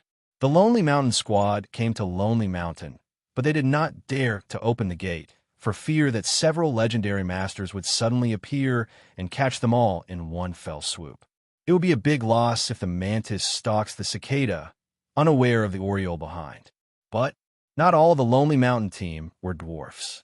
After Lancelot arrived at the Lonely Mountain, he immediately returned home and led the Temple Knights to wipe out the dark creatures. Akaloo, Cassidon, and the others couldn't fight with Odin for a long time. So after the Lonely Mountain team arrived at the Lonely Mountain, the number of people was reduced by about half. Fortunately, there was always a way out. The Blacklock Kingdom, the Firebeard Kingdom, and the Dueling Kingdom all sent messengers to the Lonely Mountain and signed a contract with Odin. As long as Odin could really open the gate of the Lonely Mountain, they would recognize Odin Heavyhammer as the Lord of the Lonely Mountain. They would move the kingdom to the Lonely Mountain and serve Odin as the king of the dwarfs. What was the content of the contract? William didn't ask, and he didn't want to know. Or rather, if Odin really opened the gate of the Lonely Mountain, he wouldn't be the deputy city lord of the City of Dawn, but a leader of a force. From then on, the two would be on equal footing. This contract might have a lot of things that he shouldn't know. Even if William asked, he believed that Odin would tell him. But it was easy to have a gap in the relationship between people because of some simple questions. William didn't need to know everything. Those who wanted to achieve great things didn't care about trifles. In particular, William also believed that Odin wouldn't be too stupid. He had been the deputy city lord of the City of Dawn for 10 years, and he had always been cautious. He had participated in all the big and small matters of the City of Dawn. He was smarter than others thought. After Odin left, it seemed that the City of Dawn would lose a lot of things.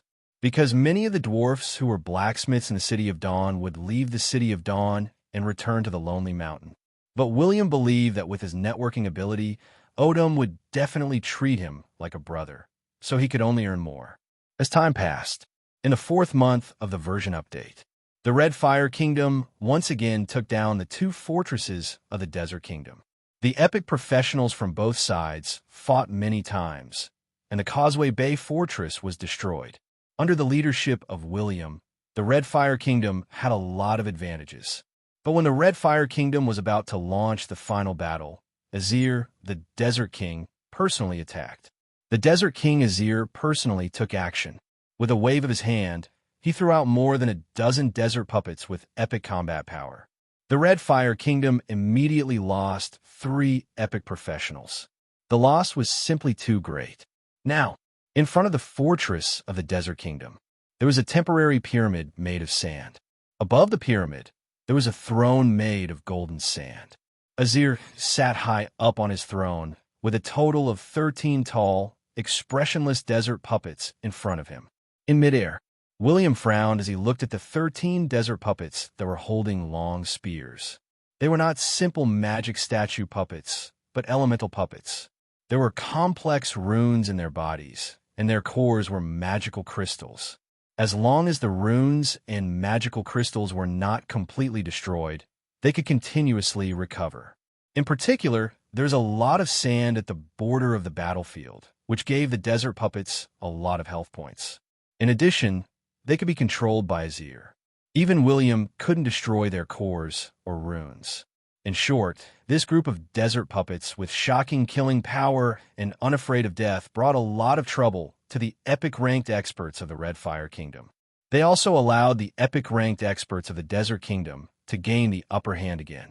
And the king of the Red Fire Kingdom, Vikru, this powerhouse, who had officially stepped into the legendary realm 3 years ago, was also sitting on the blazing flame throne, looking at Azir indifferently.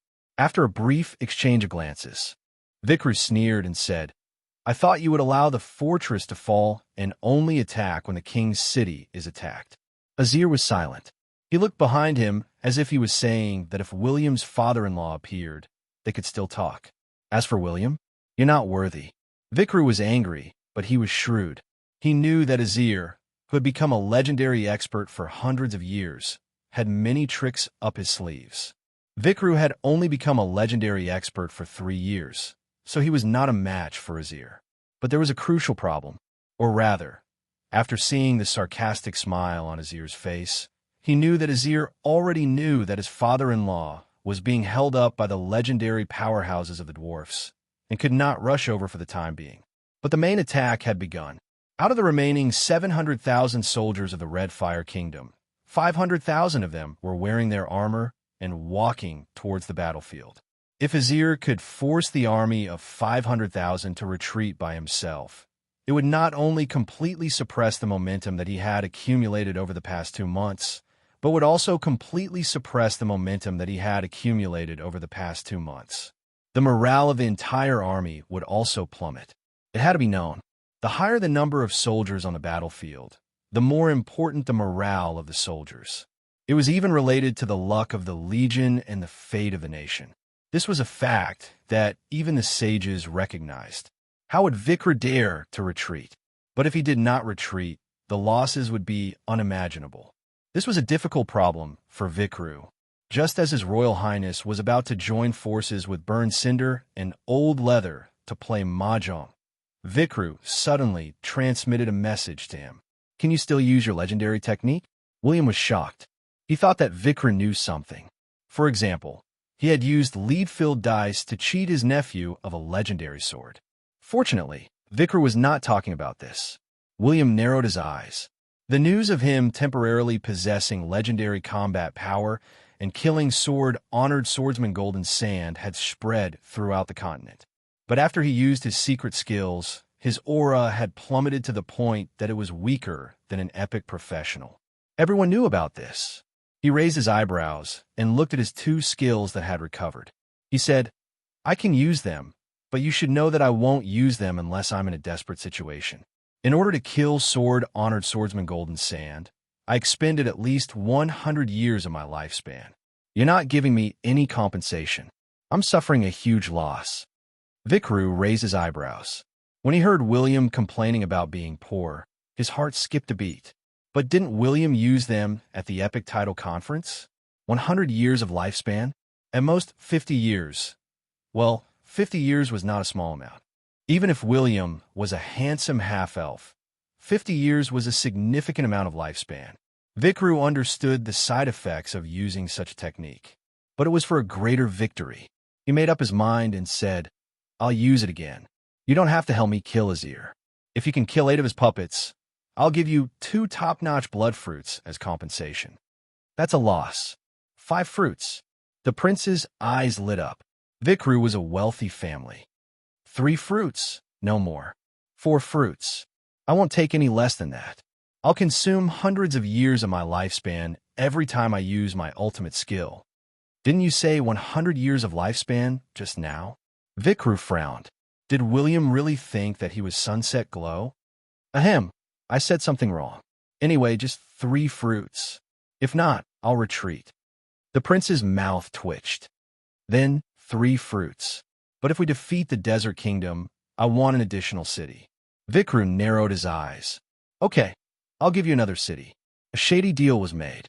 When Vikru opened his eyes, flames shot into the sky.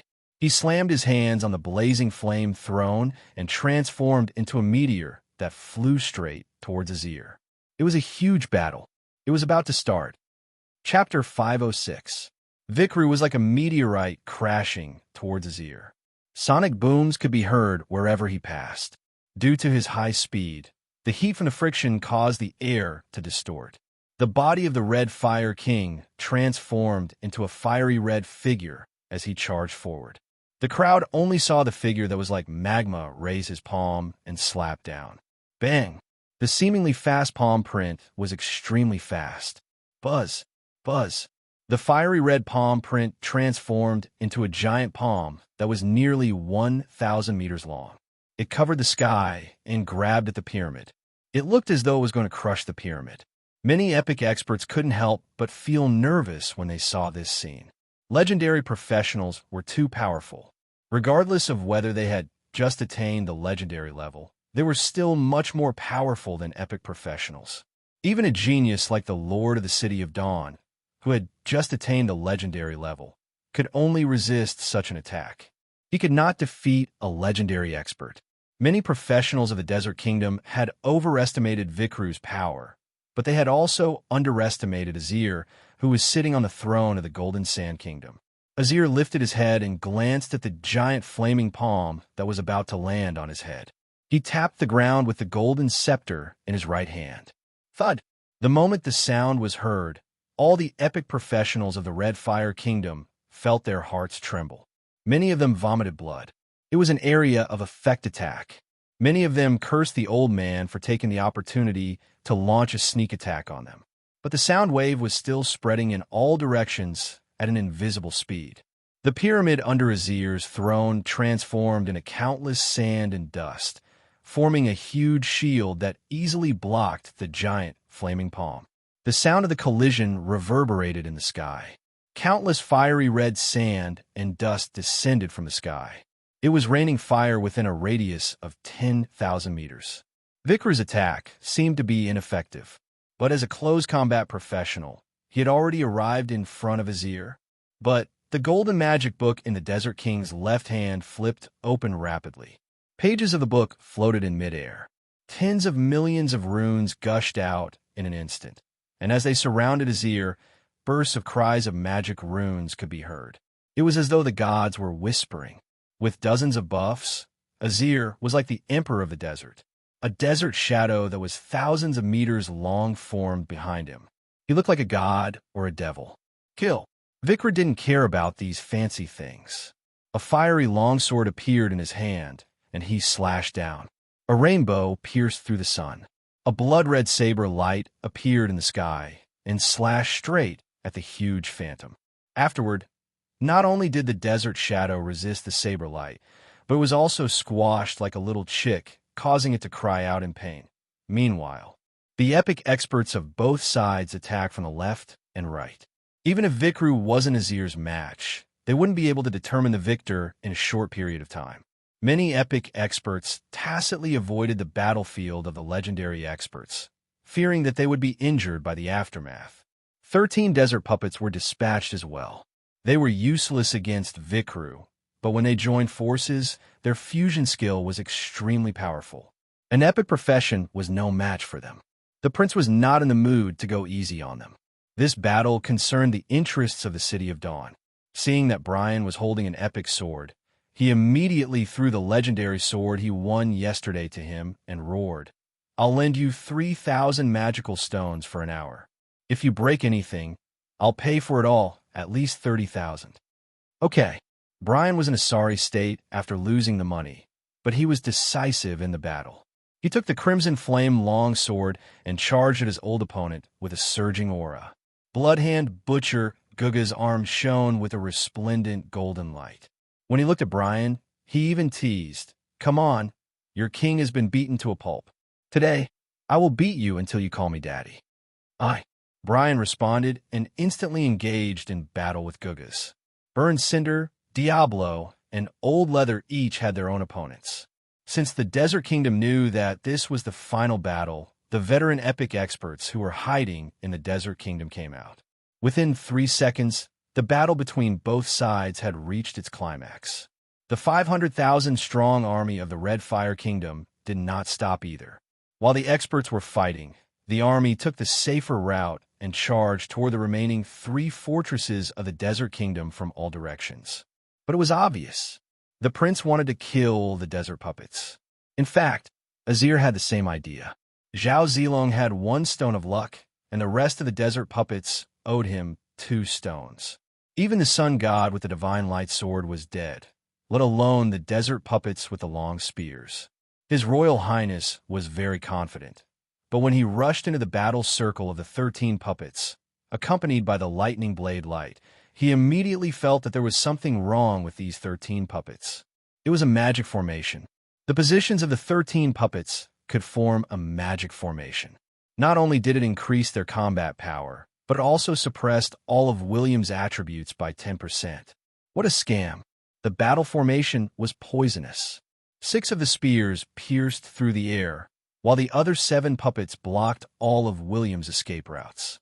William had lived for many years, but he had never seen anyone kill him. He was not convinced. Hence, poof, poof, poof. 6 bloody holes appeared. His health points dropped by 30,000. William's expression changed. He immediately activated the power of the Saint Spirit to increase all of his attributes. If not, he would not be able to withstand the attacks. But before he could retaliate, the 6 puppets retreated to defend themselves. The remaining 7 puppets attacked at the same time. It was another round of beating. William's pride was immediately tarnished. The coordination of the puppets was too good. But the 13 puppets' spear attacks were endless. Dozens of spears attacked at the same time, every second. They did not give William any time to think. His Royal Highness also abandoned his sword. He waved his arms, and countless illusions appeared. He was like a god with thousands of hands. Anyway, he clawed at the puppets. It was also known as combat instinct. The decisive battle between the 2 kingdoms had attracted the attention of many forces. Naturally, a live streamer like Fatty would not fall behind. In addition, the attention of the players was always on William. Many people saw William being beaten up by the 13 puppets. The ancient spearmen have luck. Prince William can't even defeat them. Sigh, I'm going to change factions. Yes, I'm going to the Middle-earth continent to look for Odin. But you guys seem to have forgotten something. The ancient archers have many cheats. This comment was like the fuse of a bomb that had been ignited. William felt that his intelligence was not high enough to find the weakness of the formation. Hence, there was no need for him to use any tactics. His path was to defeat all tactics with brute force. At that moment, dozens of spears stabbed into William's body. Pain and pleasure coexisted. Every professional who had the endowment of being a meat shield enjoyed the pleasure of being beaten up. But at the same time, dark clouds covered the sky. Tens of thousands of lightning bolts struck down. William, who had transformed into a thunder body, shouted angrily. The dozens of spearheads were melted by the blazing electric currents. They turned into liquid and flowed out of the wounds. His injuries recovered instantly. At the same time, the countless blue lightning bolts scattered in all directions, instantly scattering the 13 puppets. But Azir seemed to be prepared for this. While he was beating up Vikrul, he snapped his fingers, and the 13 puppets collided. Boom! Countless runes fused together. A desert puppet that was 7 to 8 meters tall appeared in front of William with a legendary aura. Gosh, the spearmen can cheat too. The players could not help but exclaim in surprise. They knew that William had an ultimate move, but when the spearmen also cheated, they could not help but worry for the shepherd. Because if the shepherd died, they would have to change the sheepfold. They did not know if there would be delicious grass in the future sheepfold. What if they did not have enough to eat? Hence, the players were very worried about him. But at this moment, time slowed down. With William as the center, everything within a 30-meter radius fell into a state of time deceleration. Unless one was a sage, he could not break it. This move only lasted for a short 10 seconds. But these 10 seconds were completely unexpected to Azir. Everyone watched as Lord William wielded the Thunder Slash, which was flashing with electric arcs, and slashed at the desert puppet. In just 3 seconds, he had slashed dozens of times. The recovery speed of the puppet could not keep up with the speed of the injuries. 7 seconds. Not a single inch of the desert puppet's body was intact. A large number of runes were exposed. 9 seconds. A bolt of lightning descended from the sky. The Een Thunder buff was detonated. Countless negative buffs were activated by William. Boom! It was accompanied by a violent explosion. White light was dazzling. The desert puppets that had fused together were forcibly destroyed. The surface of the 13 puppets also started to show signs of energy leakage. While the spectating players were cheering, Azir casually glanced at William. Then, he threw 13 puppets at William as if he was casting beans to form soldiers. William's heart skipped a beat. He was legendary, but his skills had a time limit. He believed that he could defeat these puppets in the remaining time. It was a pity that he could not behead more puppets to collect their corpses. But Azir seemed to have guessed William's thoughts.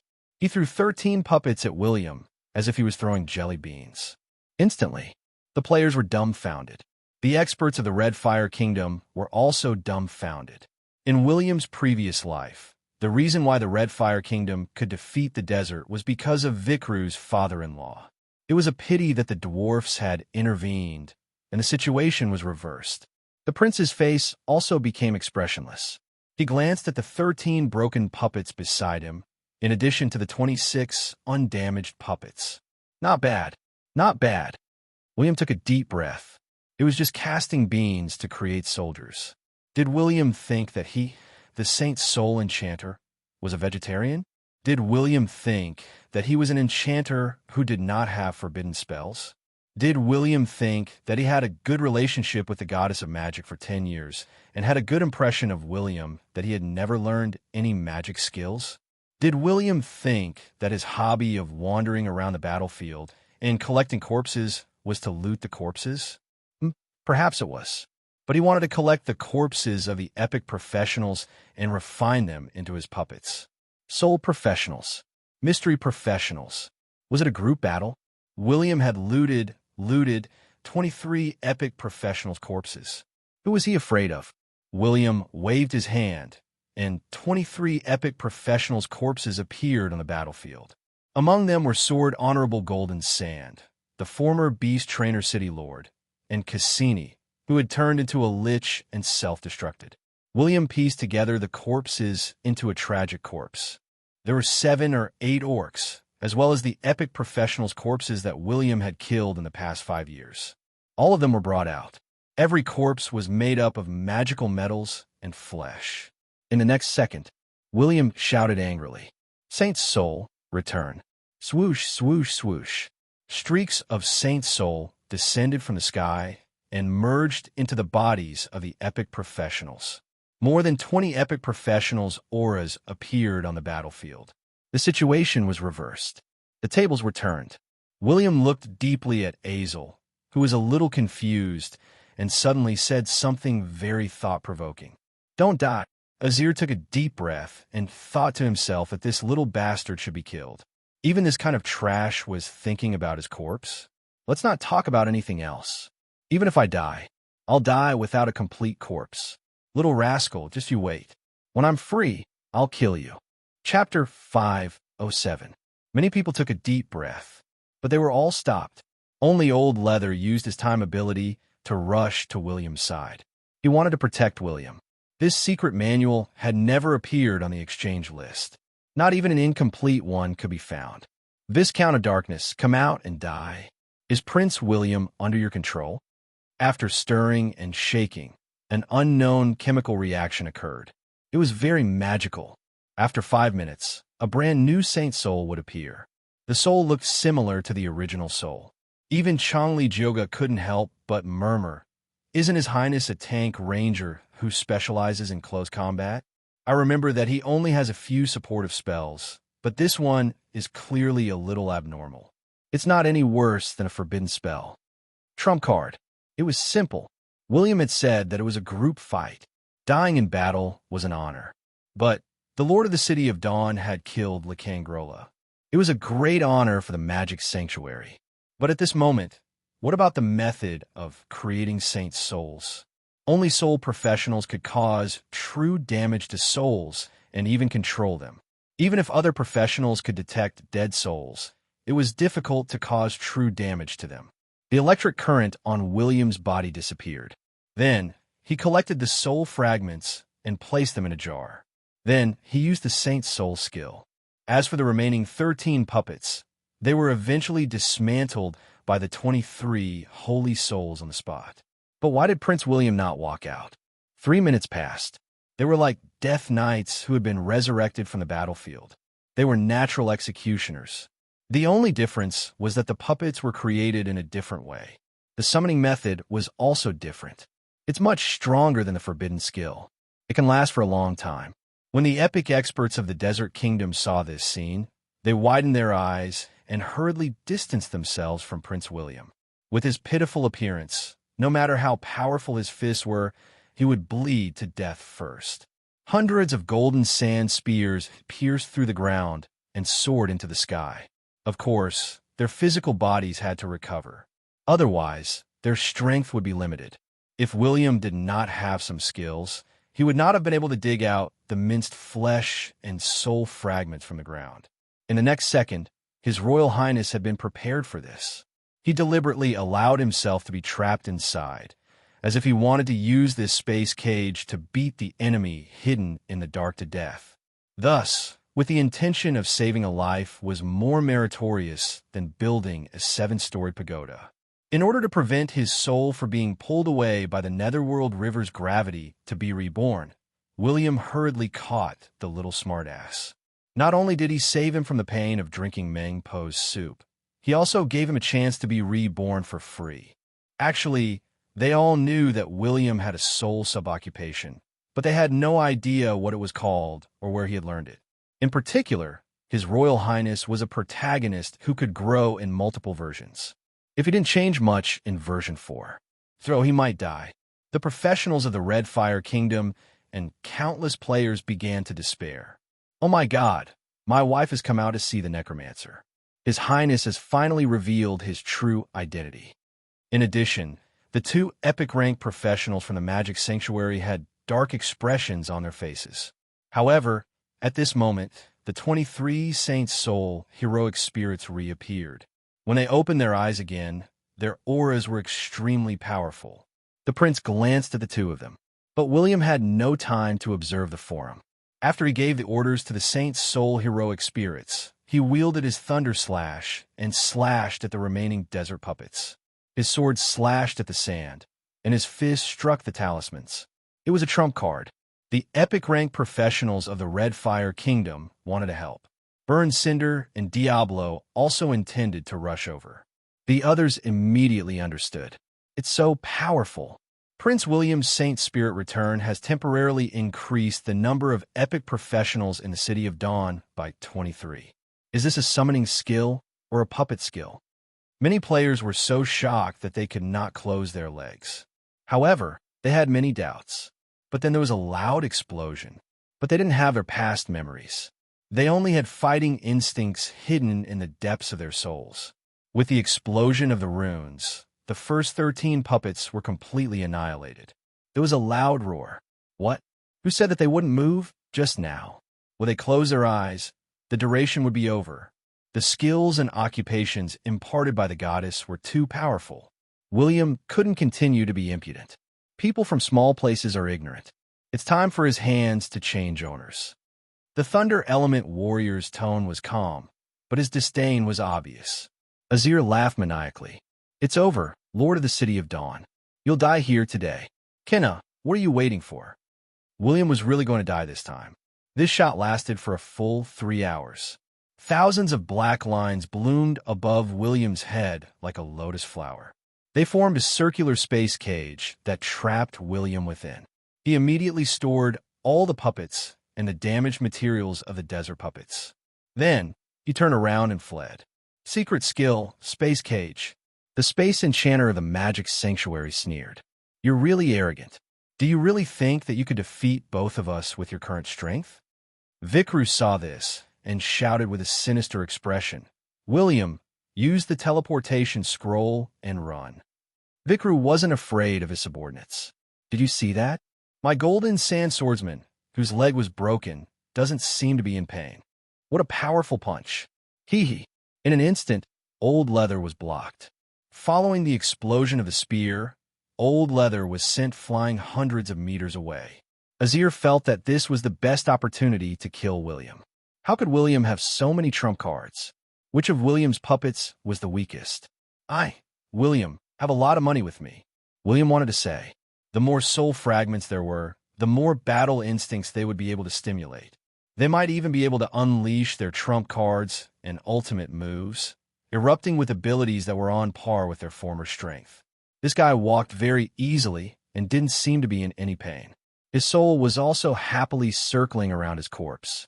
Looking at his face, he seemed to have a strong desire to live. William went all out again. As the Thunder Realm expanded, the area within a radius of thousands of meters turned into a sea of thunder. William's expression changed. He had been too arrogant. Not only had he forgotten the duration of his ultimate skills, but he had also forgotten the duration of his puppets.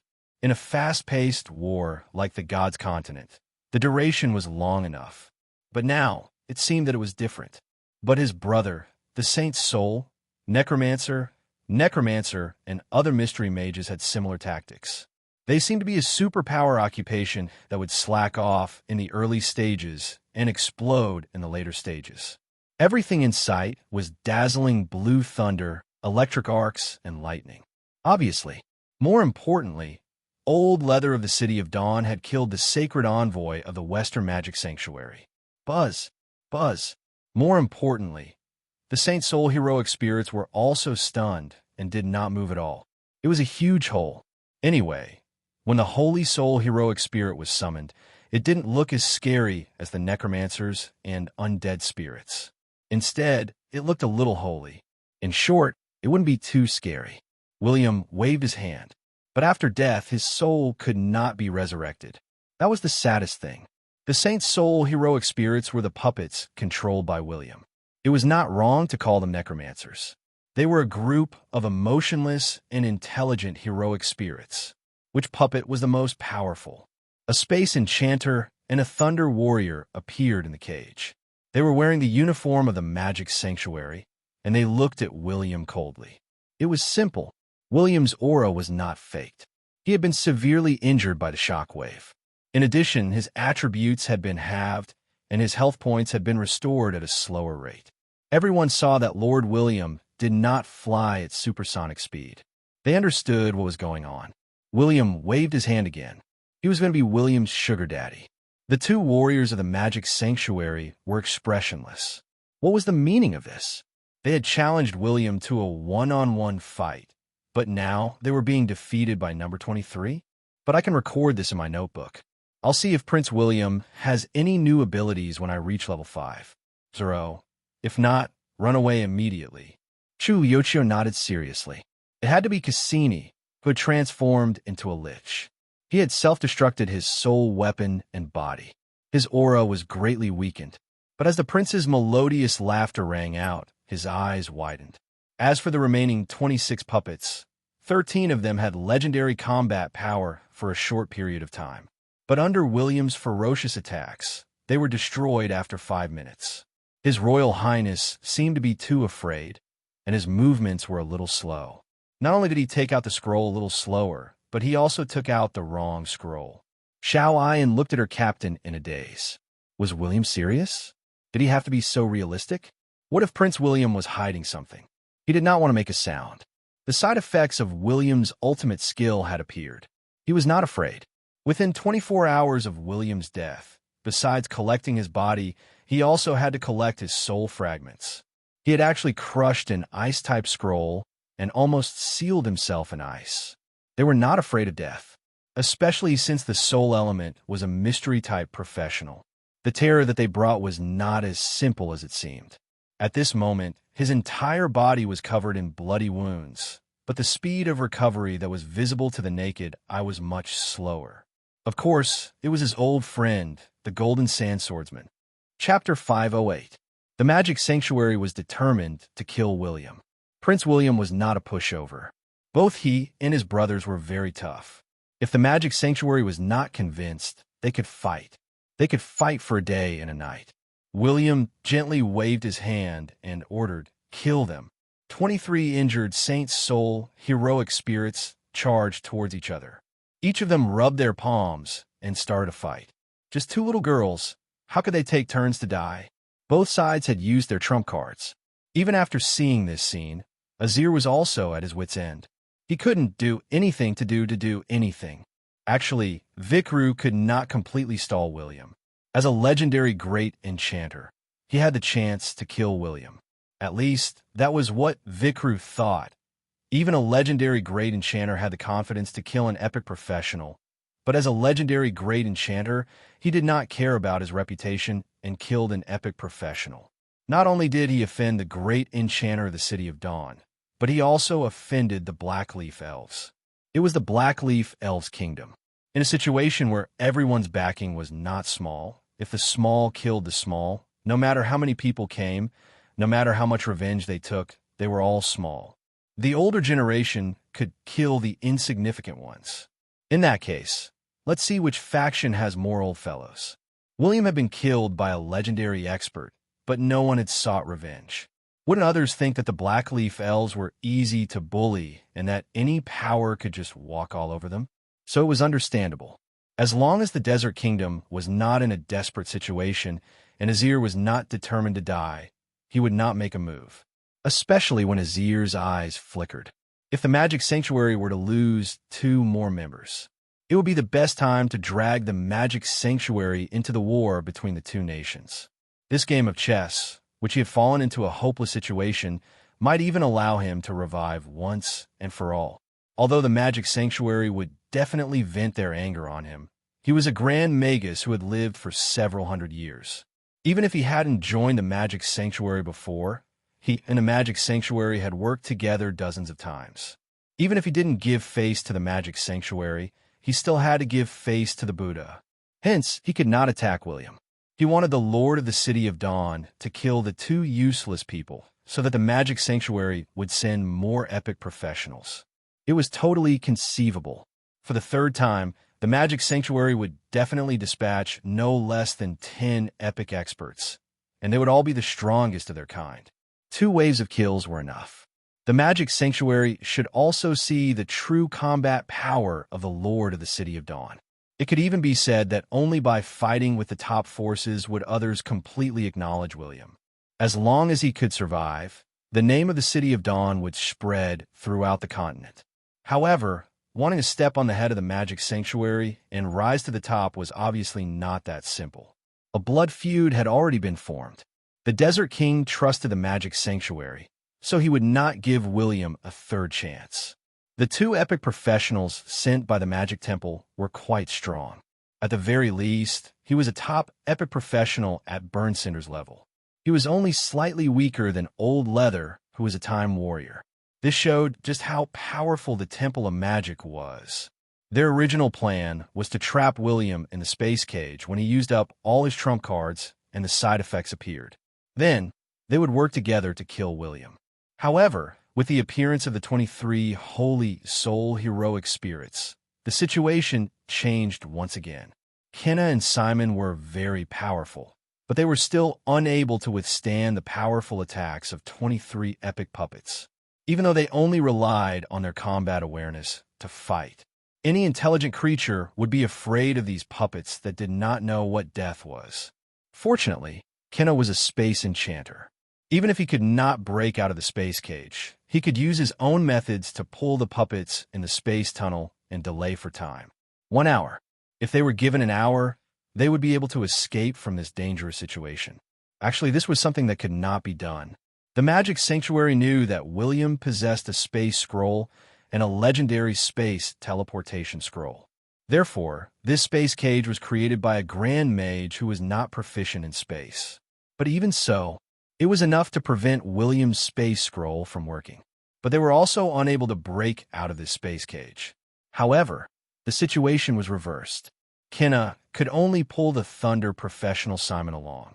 Both of them kept traveling in the space tunnel. The space tunnel was only 10,000 meters long, but it was too short. They had to constantly leave the space tunnel and enter it. As a result, even though they were in the space tunnel, they were often bombarded by energy. In particular, this kind of temporary space tunnel was like a supercar racing on a country road. It was fine if the car was rubbing against the ground, but it would overturn at any time. The 2 of them were often beaten up and chased out of the space tunnel. When the 2 of them overturned the supercar, it would be the time for the Holy Soul Heroic Spirits to attack. D*M in it. As long as I can get out of here alive, I will definitely find enough people to kill this D*MN guy. His Thunder God's hands, which can break through sage barriers, will also become mine. Simon vomited blood in the space tunnel as he roared in anger. Kenna was still pulling him along. His expression was normal, but his face was pale. Pulling a person along while jumping through space was very taxing on him. He could not help but glance at Simon beside him. He laughed coldly in his heart.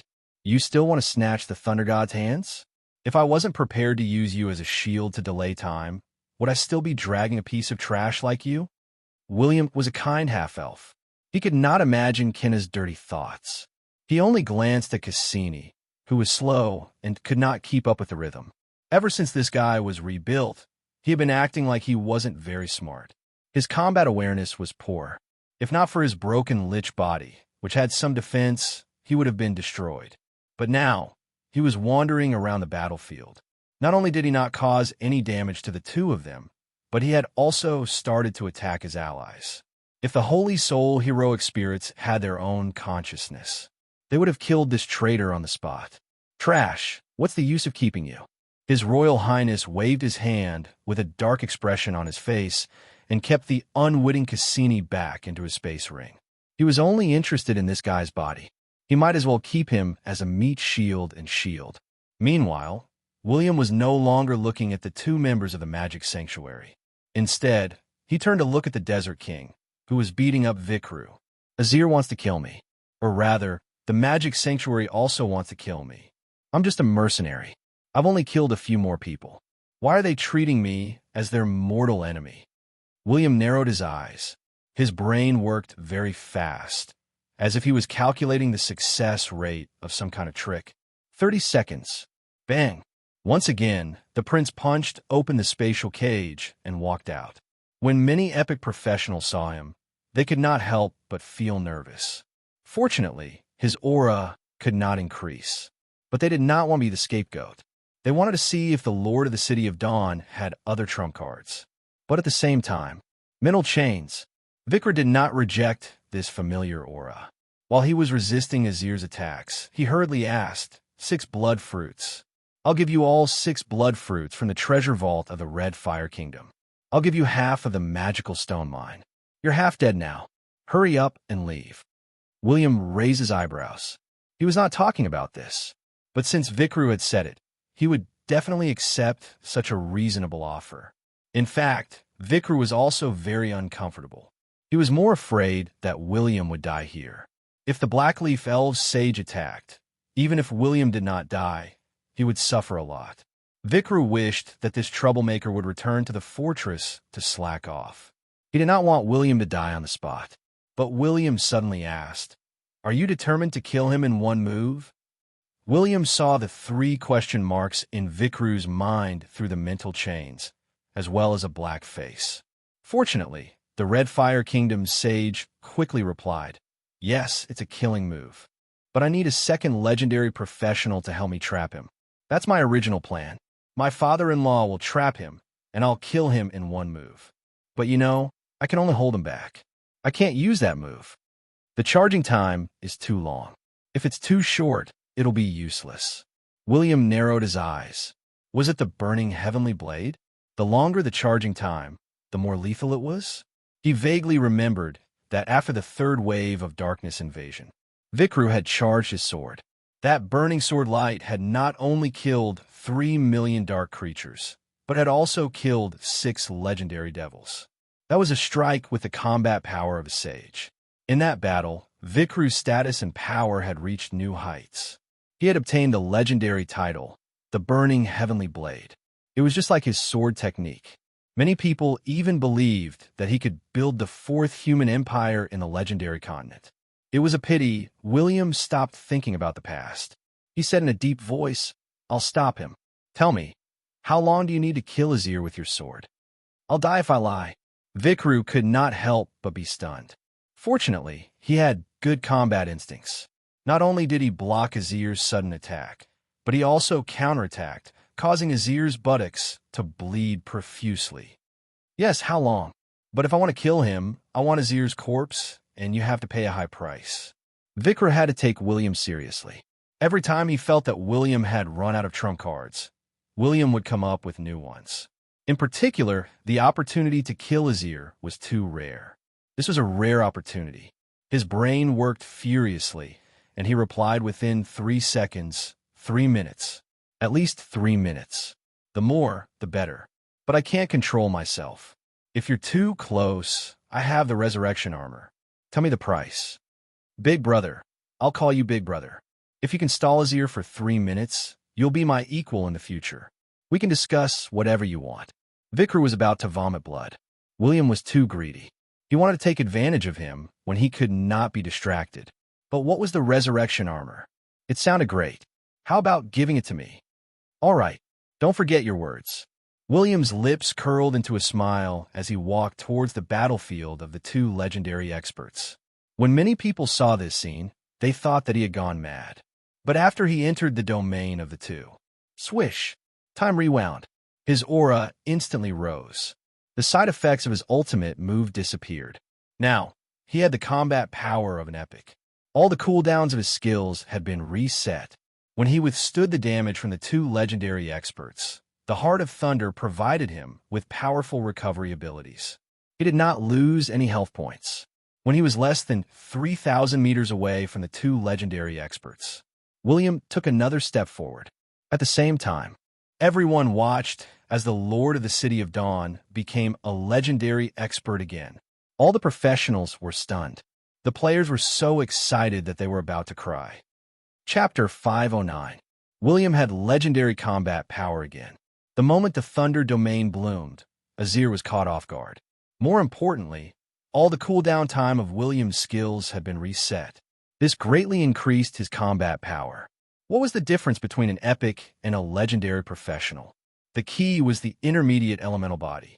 With the intermediate elemental body, William could use the elements of heaven and earth to imbue his every move with the power of heaven and earth.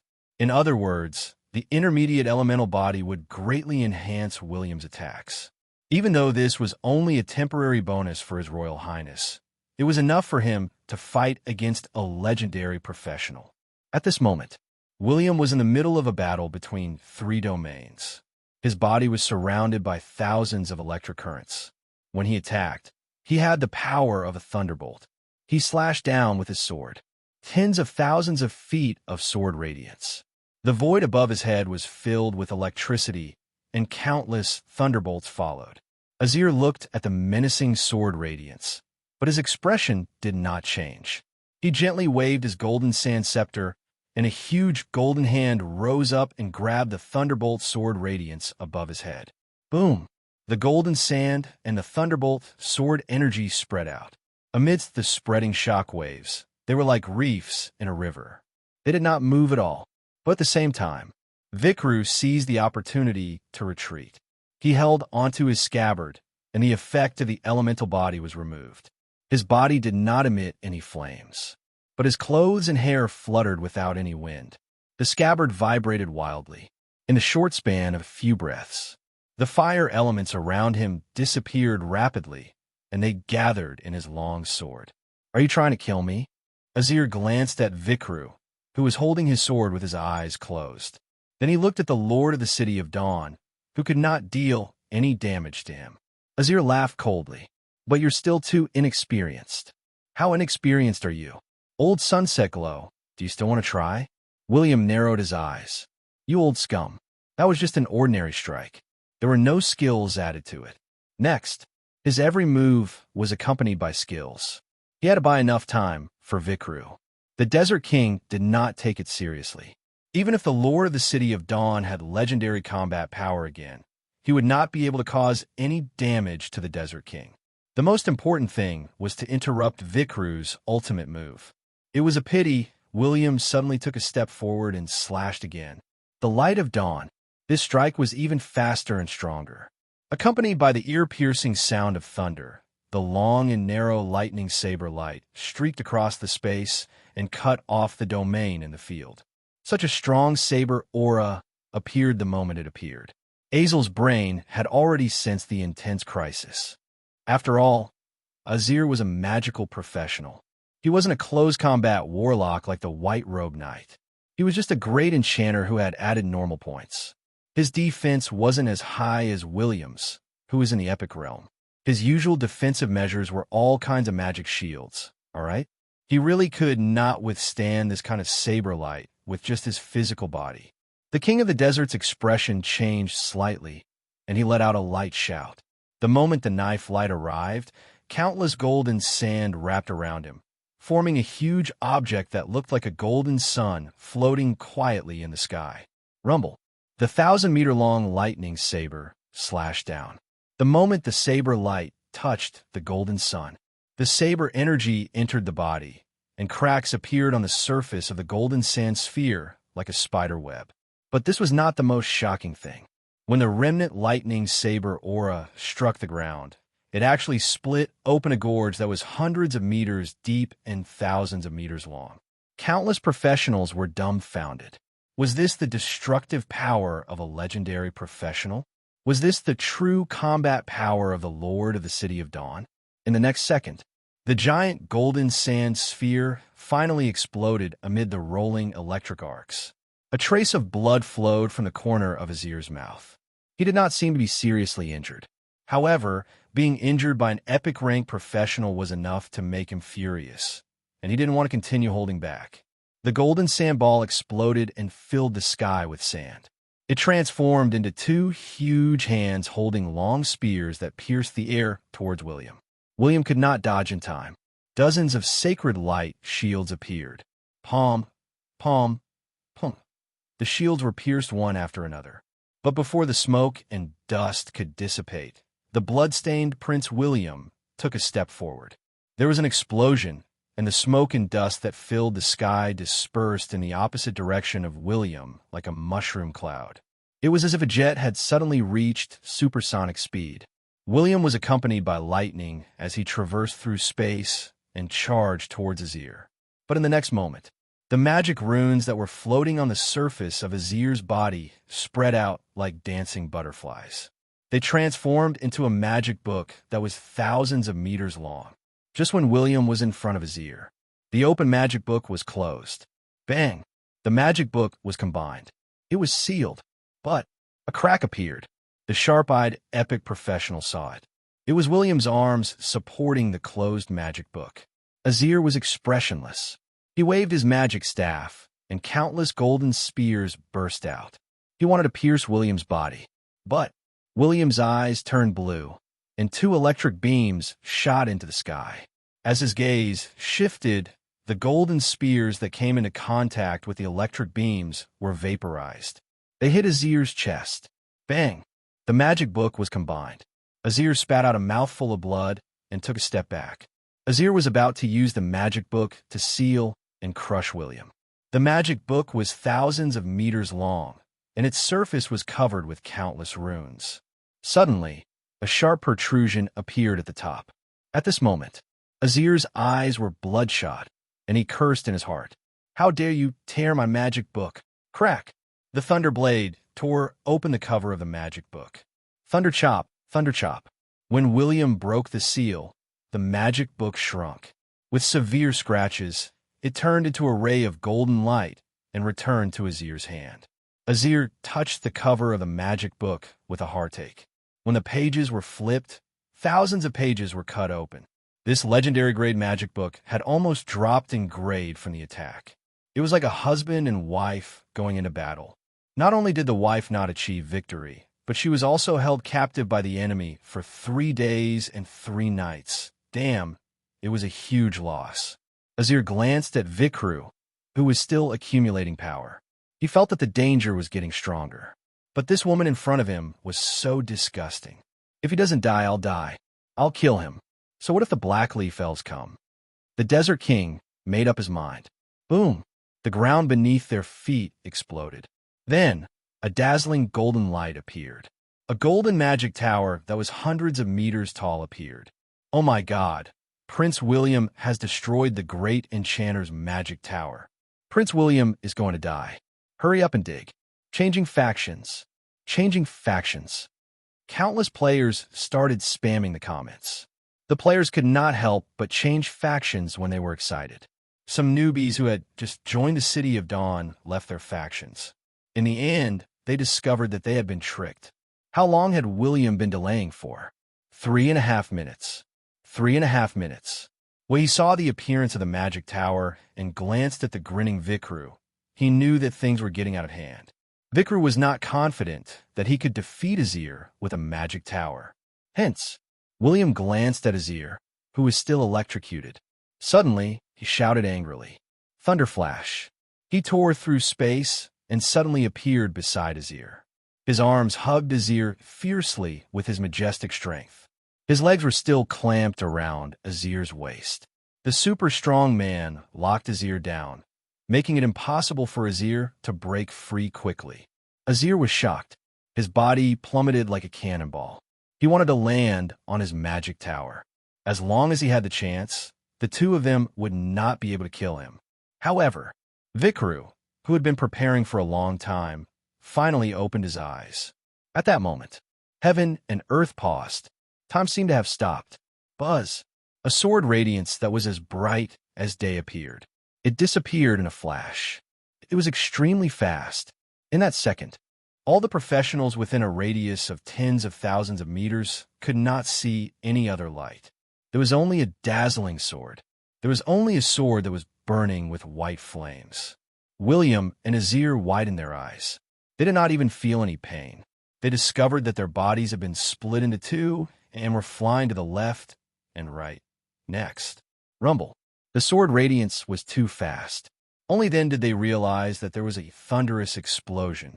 Countless white flames burned in the air.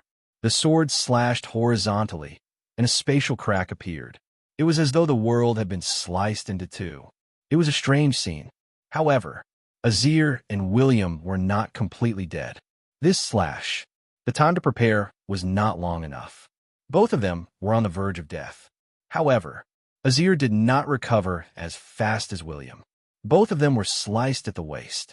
But as William's inner armor emitted a burst of light of life, his split body reconnected and recovered rapidly. The prince did not have any hesitation or thought of showing mercy. He kicked Azir, who only had half of his body left. His hands were still making hand seals. Bang! His entire body was kicked out of the magic tower like a meteor. Azir's heart was filled with despair. Just 1 second, and he would have entered the magic tower. It was a pity. Azir, who was still in midair, felt his neck turn cold and hot. He blinked his eyes. He tilted his head. He fell from the sky and rolled on the ground many times. Azir saw many things. For example, Vikru, who was sheathing his sword. For example, William, who was looking at him maliciously. For example, William's dismembered corpse. He died without a complete corpse. These 4 words. This was Azir's last thought. At this moment, the battlefield fell into silence. The legendary enchanter was dead. A grand magister who was so powerful that people looked up to him had died, just like that. The epic professionals of the Desert Kingdom were in despair. Their pillar of support had died in battle. Then, the bloody-handed butcher, Gugas, roared. Countless people roared. We surrender. Chapter 5:10. The battle at the desert sea shocked the world. The Lord of the City of Dawn continuously used his legendary combat power to assist Vikru in defeating the veteran legendary expert Azir. There were many people present, including dozens of epic professionals. The Lord of the City of Dawn possessed astonishing combat power. He was able to suppress Azel for a short period of time and beat him up violently. It was also the Lord of the City of Dawn's final kick that ended the Desert King's fate. In conclusion, William became famous. He also obtained a continent-level legendary status. All the professionals in the legendary continent knew that the Lord of the City of Dawn could fight beyond his level and was evenly matched with a legendary professional in a short period of time. After this battle, not only did William's reputation soar, but Vikru's battle prowess was also spread far and wide. It cannot be helped. A veteran sunset glow powerhouse like Azir was originally a famous powerhouse on the continent. His death would definitely allow new experts to step on his corpse and rise. In the history of the gods' continent, the new and old experts were constantly replaced. The new generation would push the old generation, and the old generation would die on the beach. If the new experts wanted to become famous, they had to kill other experts of the same level and obtain a title. They had to find the veteran experts as their stepping stones. Of course, some of the new experts were very strong. If the new experts attacked them, they would not be able to make a splash. However, this situation pushed William to the edge of a knife. If he was not careful, he would fall. Fortunately, William's skin was rough and tough. He was not afraid of a knife or a sea of fire. Even if someone deliberately bragged about his combat power, it did not matter. The magic sanctuary had already treated him as a mortal enemy. It did not matter if there were some troublemakers. He would just have to kill them.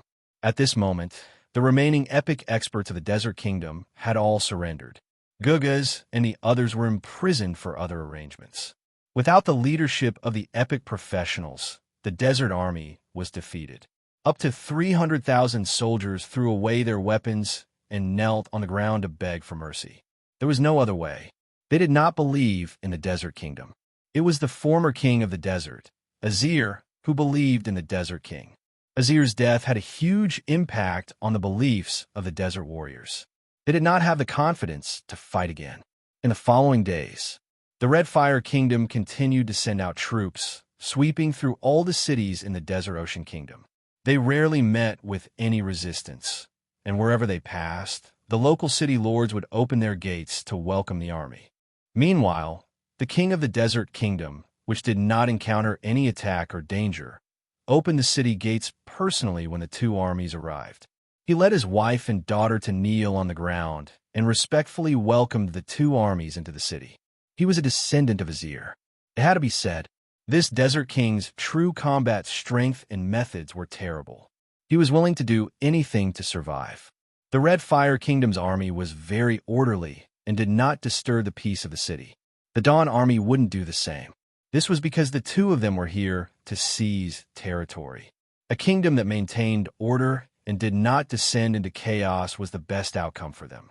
It was also easier for them to rule and control. Obviously, this method also won the hearts of the people, and the commoners and slaves did not fall into a riot. Yes, or rather, they didn't dare to. In fact, the border war between the Crimson Fire and Sand Ocean had been going on for hundreds of years.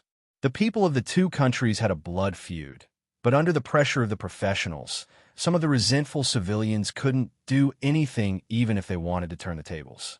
It could even be said, there were no legends. The Desert Kingdom would never be able to rise again. The so-called blood feud would slowly dissipate with the passage of time until it was forgotten by people. Because of humans. At the same time, they were the most forgetful creatures. Even the history that had been passed down could be forgotten by people. Moreover, the Red Fire Kingdom had deliberately erased its history. Hence, after only 4 months of war, due to the death of the Desert King Azir, the 367 years of history of the Desert Kingdom had turned to dust. At this moment, in the palace of the Desert Kingdom, William and Vikru were admiring the beautiful scenery of the garden at the back of the palace in the Desert Kingdom. This was a city built in the desert. The flowers and trees in the palace were very flourishing. It even gave people the feeling of a tropical rainforest, because there were many mages taking care of these plants. No water? It was okay. The ladies of the water element mages had a lot of water. Many rare plants could grow here. Some non-aggressive magical beasts and small animals were also running around. It had to be said that the former Desert King knew how to enjoy life. Not long after, William and Vikru arrived at a pavilion. Vikru waved his hand and placed a sand table on the stone table. On it were all the cities and small towns in the Desert Kingdom. Vikru waved his hand and removed 1/3 of the southern part of the Desert Kingdom near the Blackleaf Forest. There were 5 cities and 16 small towns, including 3 fortresses that were meant to defend against the Blackleaf Elves and 3 fortresses that were meant to defend against the Dwarf Kingdom. There were more than 6 million people in this region, which was a quarter of the population of the Desert Kingdom. William did not waste any time and extended his claws. "Ha!" The two of them shook hands and smiled. "Deal." Vikru had never thought of promising so many cities to William. The Red Fire Kingdom was the main force. The city of Dawn's Legion was here, and he had to pay them every day. But his hesitation would be in vain. He could not imagine how long the war would last if William did not act decisively. If the war dragged on for a year, even if the Red Fire Kingdom conquered all the territories of the Desert Kingdom, it would take decades to recover. So even if he felt heartache, he decided to give 1/3 of the Blackleaf Forest to William. Perhaps they could form an alliance in the future. It was simple. William was very particular. When William became a legendary, he would be more particular. Don't beat him up for the sake of developing the City of Dawn. William wasn't a fool, and he wasn't a heartless person either. He understood Vikru's intentions and agreed to the deal without hesitation. The war has ended. Though the Red Fire Kingdom did not lose many soldiers, they still need to recuperate. Vikru sighed. 5 years ago, the Red Fire Kingdom had secretly annexed Lanyu Grand Duchy. Even though the situation had been alleviated, the development of the kingdom was still limited by its land area. But when the Red Fire Kingdom annexed 2/3 of the Desert Kingdom, he believed that the Red Fire Kingdom would improve further. It would not be comparable to the human empires. At the very least, it would be much stronger than the other human nations. William raised his eyebrows in surprise. There's a human Grand Duchy to the east of the Red Fire Kingdom. It's facing the invasion of the dark creatures. Aren't you going to help? The Empire has ordered that I'm not allowed to. Vikru frowned. He wanted to help, but the Empire would not allow it. William sighed and said, I don't have anything else to do. But the 800,000 chosen ones won't be able to rest. I'll get them to deal with the dark creatures. Very good. The human empire's orders are not binding on the neutral camp like the City of Dawn. But you have to be careful. I heard from my father-in-law that the magic sanctuary is planning to attack you. Vikru took out the local grape wine from the Desert Kingdom and poured a glass for both of them. William gulped down the wine and licked his lips. You're quite generous. Quite generous? I was thinking of giving you some wine. Forget it. When I said quite generous, I meant that it's not bad. Prepare 2,000 barrels for me. I'll take them with me when I leave tomorrow. William shrugged his shoulders. Puffed. Vikru spat out a mouthful of wine. He was wrong. William was a shameless person who would not take advantage of the situation. The next day, the prince happily slipped away with 2,000 barrels of wine. Similarly, there were also 6 legendary blood fruits, half of a magical Orvain, and Azir's corpse. As for Gugas and the other epic professionals, William was not interested in sharing them with Vikru. The City of Dawn would not lack epic professionals in the future. Of course, the most important thing was William's territory and millions of people. That was the foundation that William could use to nurture talents. Ding dong. Prompt. You have completed the S-level mission, the Kingdom's Battle Team. Prompt. Mission completion rate is 100%. Prompt. You have 45,000 reputation points in the Red Fire Kingdom. Respect. Prompt. The faction affinity between the City of Dawn and the Red Fire Kingdom has increased to 35,000 points. Respect. The professionals under you can move freely within the faction. Under certain restrictions, they will receive a 10% discount when purchasing items from the faction. Hatred, hostility, unfriendly, neutral, friendly, respect, worship. That was right. This was the first respect level camp affinity that William had obtained. Even the faction affinity between him and the 3 major elves was not that high. It was only 20,000 points. The more powerful the faction, the slower it was to obtain faction affinity. Furthermore, the faction affinity was not personal reputation points. After William and Vikru had killed Azir, their reputation points had increased tremendously. The benefits would be discussed in detail later. But why was it so slow for William to obtain faction affinity? 1. It was because he could not obtain faction affinity in the early stages. Or perhaps he had defeated the faction. 2. It was because the Temple of Light and the human empires were not interested in him. Those who were interested in him were not interested in William. But it was different now. The City of Dawn had risen and become awesome.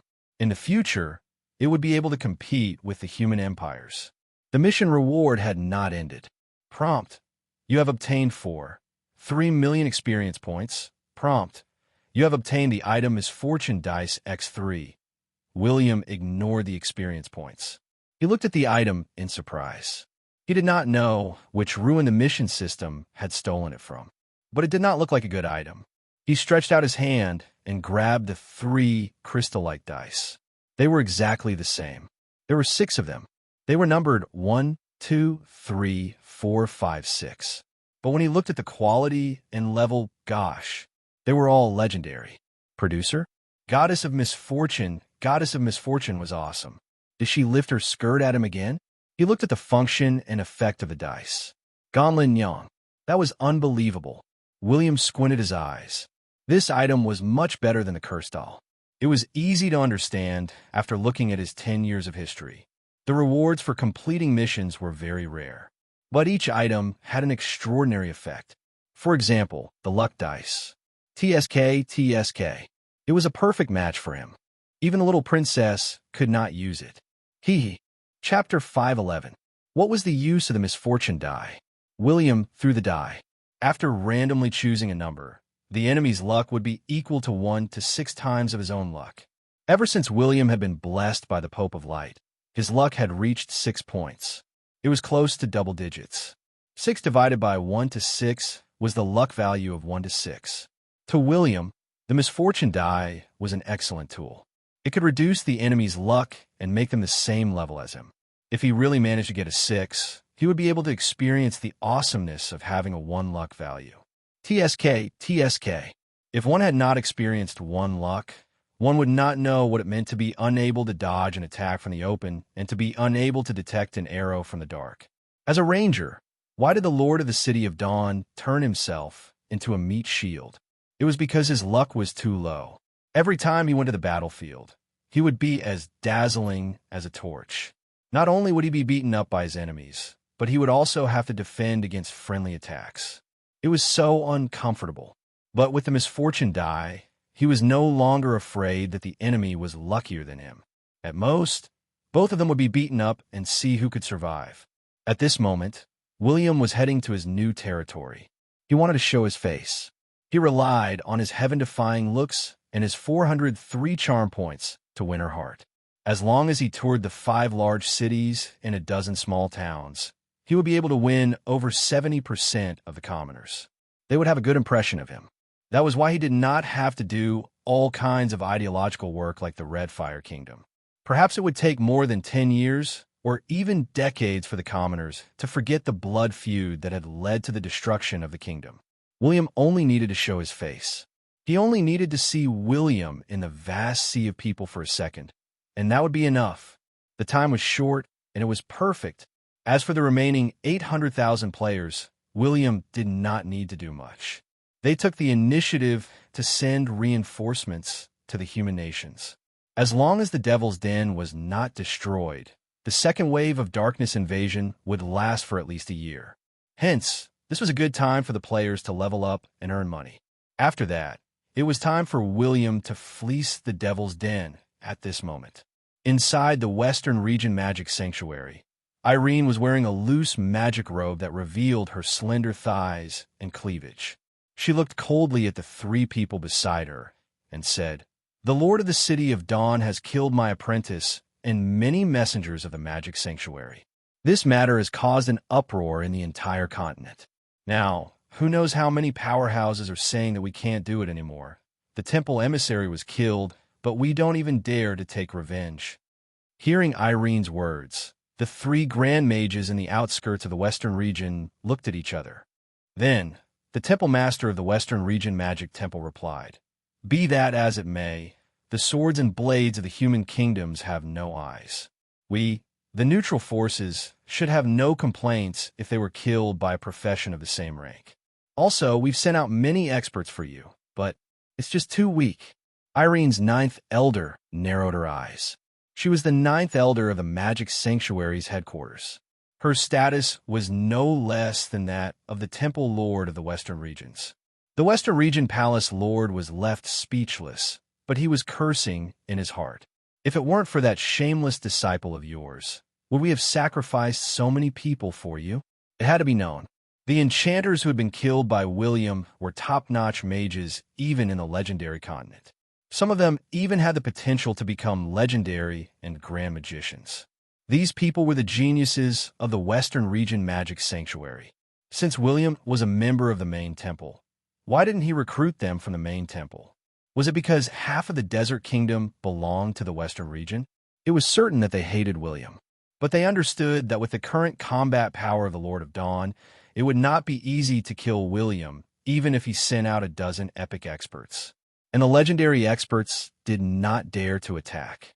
Even if they hated William, they had to hide it and wait for a good opportunity to attack. Unless they had to look for the reincarnated gods. Irene opened her cherry lips. She wanted to say something, but then she heard a ding-dong sound. She glanced at the transmission scroll, and her eyes lit up. She was no longer aggressive. Instead, she smiled at the other 3 Grand Mages and nodded.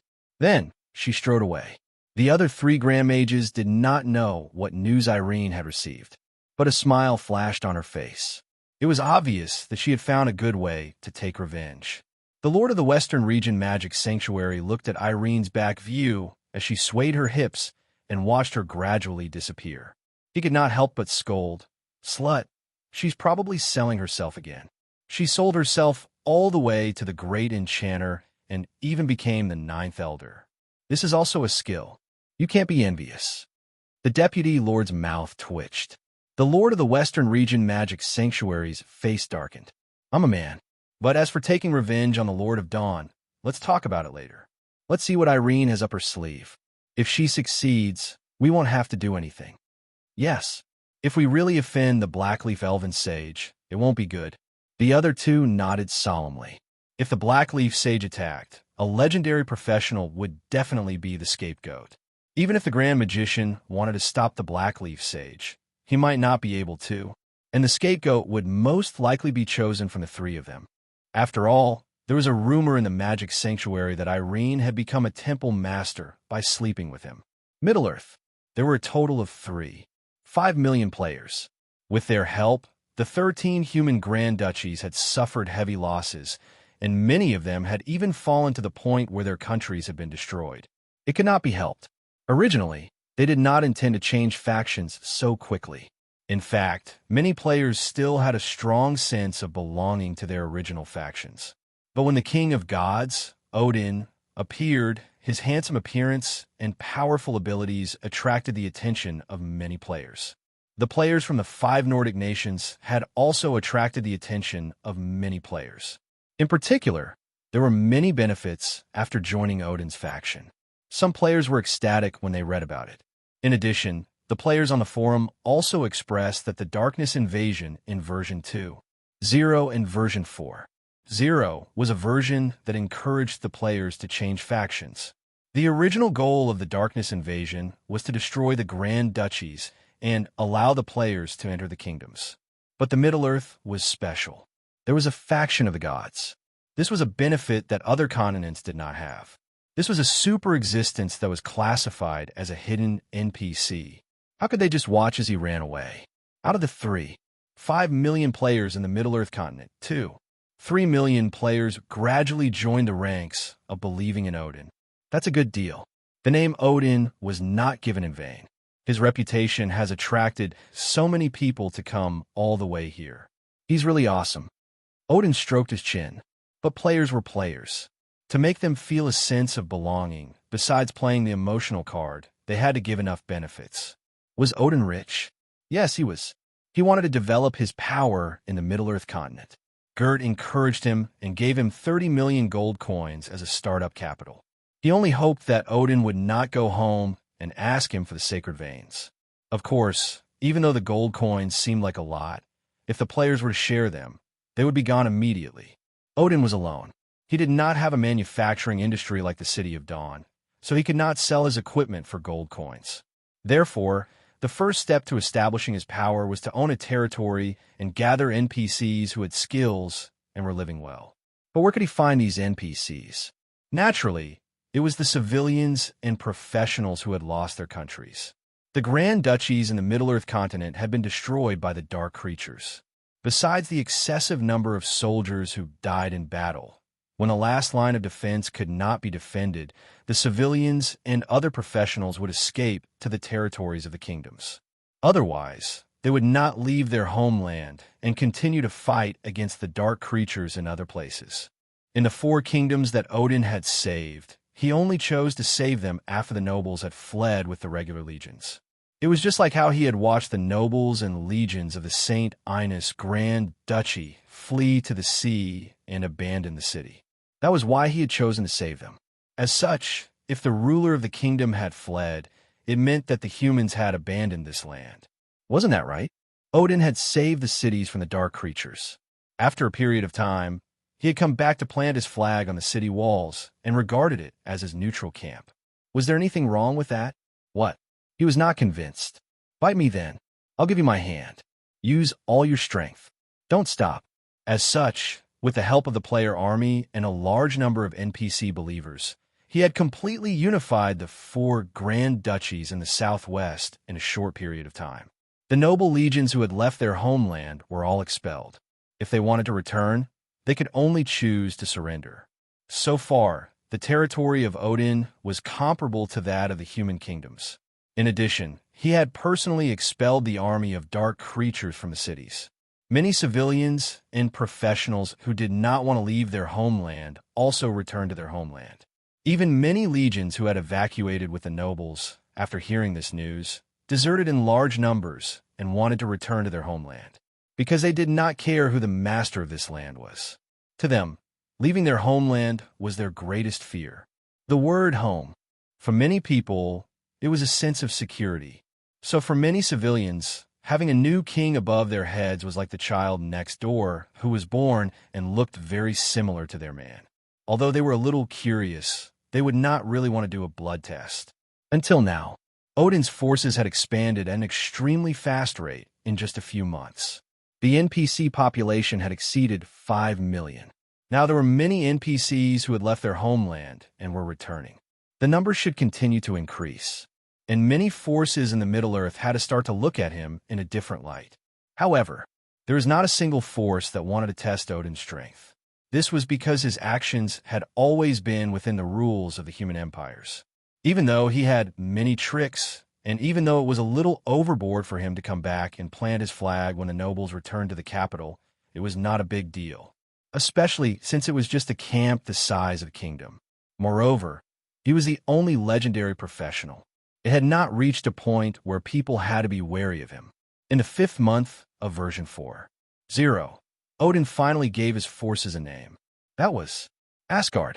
These 4 simple words did not make the other forces feel that there was anything special about them. But to the millions of players in the world of gods, this was a solid proof of his true identity. He was the true king of gods, Odin. The divine domain was being rebuilt. What were the players of Middle-earth waiting for? Chapter 5.12. Spring passed, and summer arrived. It was a hot summer day again. The guards of the City of Dawn looked very attractive. The local residents, new players, and merchants who came from afar made the city look very lively. Although the City of Dawn was built on a cliff, and it was inconvenient for ordinary people to walk, there was an endless stream of people going in and out of the teleportation portal. The income from this alone was very high. A teleportation portal flashed. The guards bowed. The players and others bowed and said, "Greetings, Lord of the City of Dawn." "Greetings, Lord." Continue. "Don't cause the teleportation portal to stop because of me." William casually waved his hand. Time was money, and he could not waste it. Before he left, he muttered, "Should I build a teleportation portal at home so that it won't delay their travel?" Some of the sharp-hearing players heard this and shouted in their hearts, "Boss, do you dare to share some of the money you spent on building the teleportation portal with us?" It was a pity that William did not know how to read minds. Even if he understood, he would not share them. He ignored the new players around him and thought, "You don't do missions or go to the instance dungeon to obtain materials. Instead, you stay in the City of Dawn and stare at the legendary and epic NPCs. Do you really think that everyone is Douglet? Sigh, he's just a lazy glutton, waiting for a pie to fall from the sky. How could it be so simple?" Actually, it was William's fault. After he had gained affinity with the 5 cities of the Sand Sea, he had visited the 15 human grand duchies. From time to time, he would give out some strange encounter missions to increase the player's sense of belonging and to intimidate the other mercenaries. But when he saw that the players were so idle, he decided not to give out any strange encounter missions for the next 6 months. When Douglet was mentioned, a beautiful melody was played on the transmission scroll. It was a message from Douglet. But didn't he take the Dawn vessel to find the sea god's ruins? How could he send a message from such a long distance? Could it be, gosh, did he bring back the treasure of the sea god? It's not text or voice. It's an image. It's not that simple. William glanced at the surrounding crowd. He tiptoed and transformed into a gentle breeze. He brought a cool breeze to the commoners in the hot summer. Then, he disappeared from everyone's sight. He wanted to find a place to watch the video, but for some reason, he ended up on the moonlight tree. Annie was sitting in a rocking chair with a lot of fruit on her lap. Her cheeks were bulging like a cute squirrel, while she was cultivating. According to Little Fairy's words, eating these seemingly precious, yet worthless magic fruits without eating them was her method of cultivation. The little princess glanced at the newcomer in surprise. When she saw William's silly smile, she turned her head and snorted. She was angry. How many days has it been since he last came? He only knew how to fight and kill every day. Don't you know that it's time to go home and visit this princess? Marriage alliance? If you really want to get married, you can continue to live in your shabby, 3-story building. William snapped his fingers and took out a blood fruit from his space ring. Here, I don't know if it will work on you, but the quality is very high. Maybe it will work. To think that you still remember me.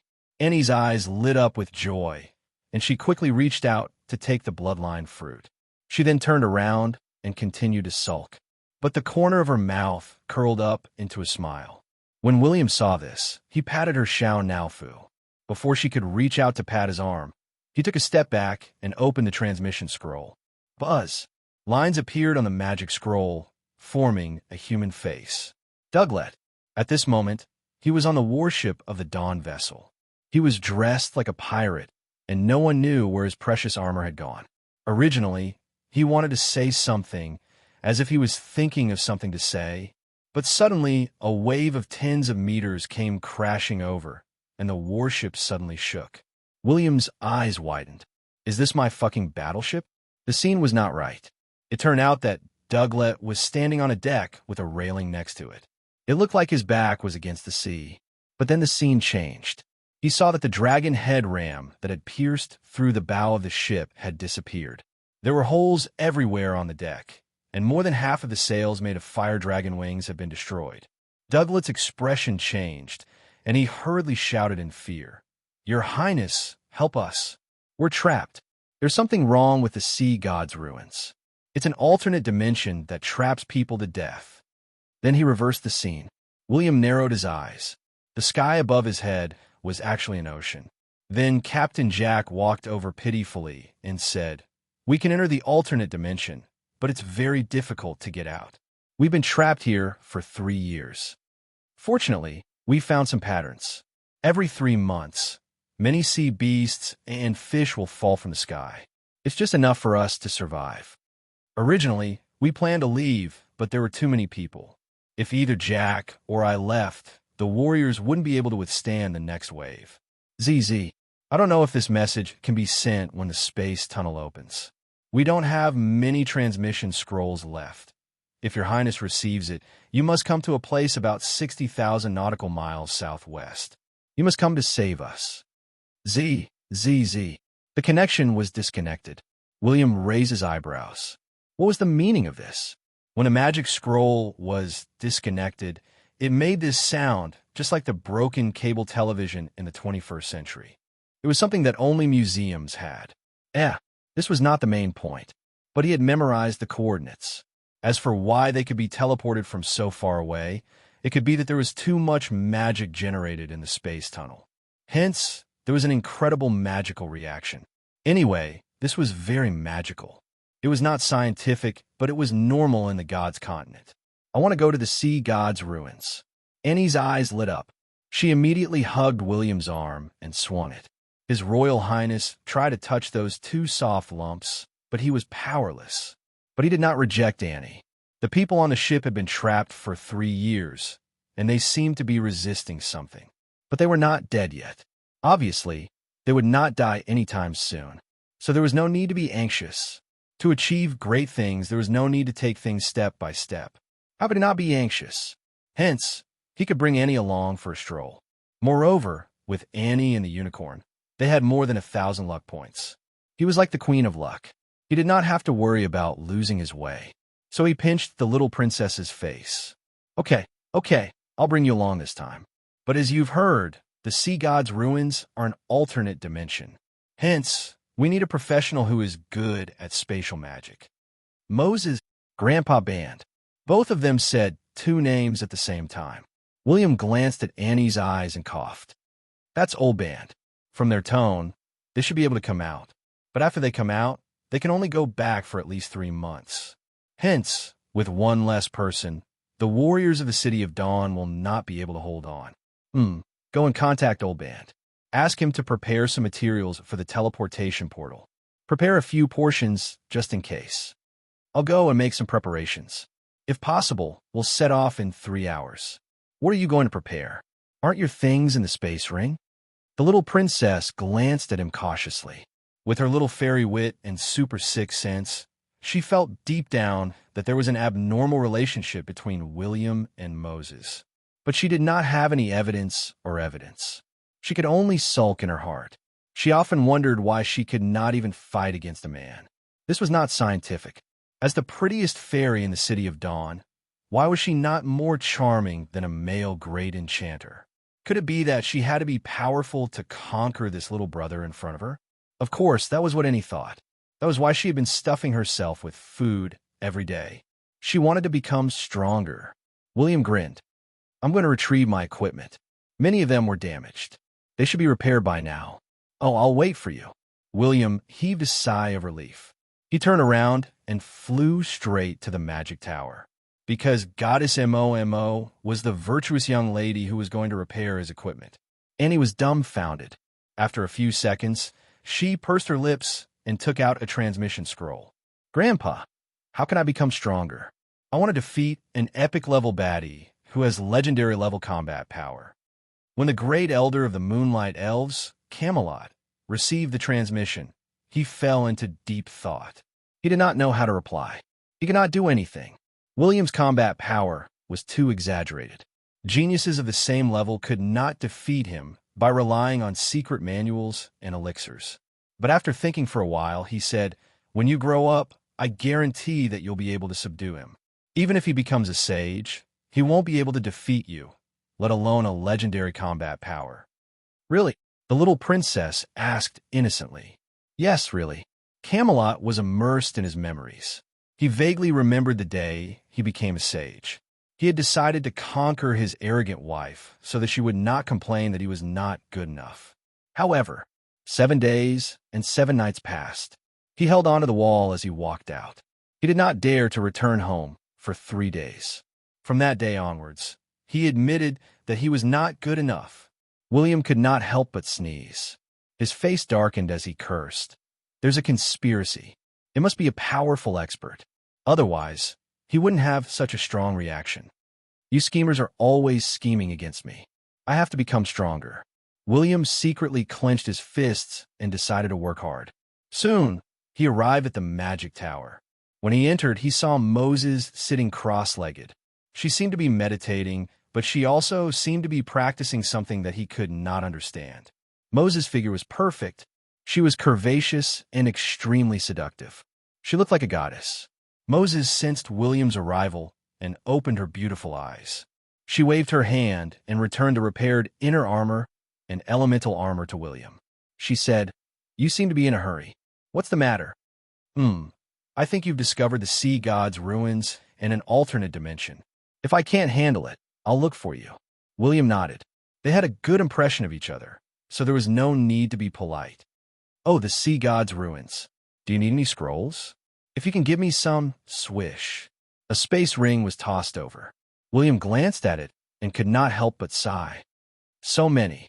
Did you give me all your belongings? You provided so many materials. I made these casually. I still have a lot." Moses lazily stretched her back. Even her magic robe could not conceal her graceful figure. William swallowed his saliva and hurriedly slipped away. Moses looked at William's back and raised her eyebrows. She snorted and said, "You have the heart, but no guts." Chapter 5:13. There were 3 of them. William, Annie, and Old Band were the rescue team from the Dawn battleship. It was useless to have too many people. It was better to let burn Cinder, Diablo, and the others deal with the dark creatures that were targeting the neutral camp. Then, they could bring the entire tribe into the City of Dawn. More importantly, the 5 cities of the Sand Sea, the Beast Castle, the East Sea Metropolis, and the Green Light City required epic professionals to guard against the Grandmaster professionals. With the 4 epic professionals assigned to carry out various missions, the City of Dawn did not have many epic professionals left. Just as Annie and Old Band were considering whether they should fly over or open up a temporary space tunnel, something happened. William called out in his heart. "Howl!" A dragon's roar reverberated in the sky. A majestic dragon flew over from afar. Its metallic wings spread open, and a huge black shadow loomed over the heads of the citizens of the City of Dawn. The citizens felt a strong sense of oppression. The players exclaimed, "I heard from the NPCs that Prince William's black dragon is very powerful. I didn't expect it to become an epic dragon." "Dust dragon? That sounds very powerful. Prince William is a legendary dragon knight. Is he a disciple of the Chuanjin sect?" "I'm Yanghua." "Brother, what's bothering you? Why do you say that?" It was a pity that the players did not have to observe for long. 3 figures flew to the back of the dragon. Little Black was a little unhappy. He did not like having so many people on his back. But he could not resist William's power. He could only gently flap his wings. Bang! There was a sonic boom. The dusk dragon flew at supersonic speed and rapidly flew into the distance. The dusk dragon continued to accelerate. It was as if he was up to no good. He wanted to throw the people off his back. It was a pity. William was sitting on the dragon tooth platform with the little princess in his arms.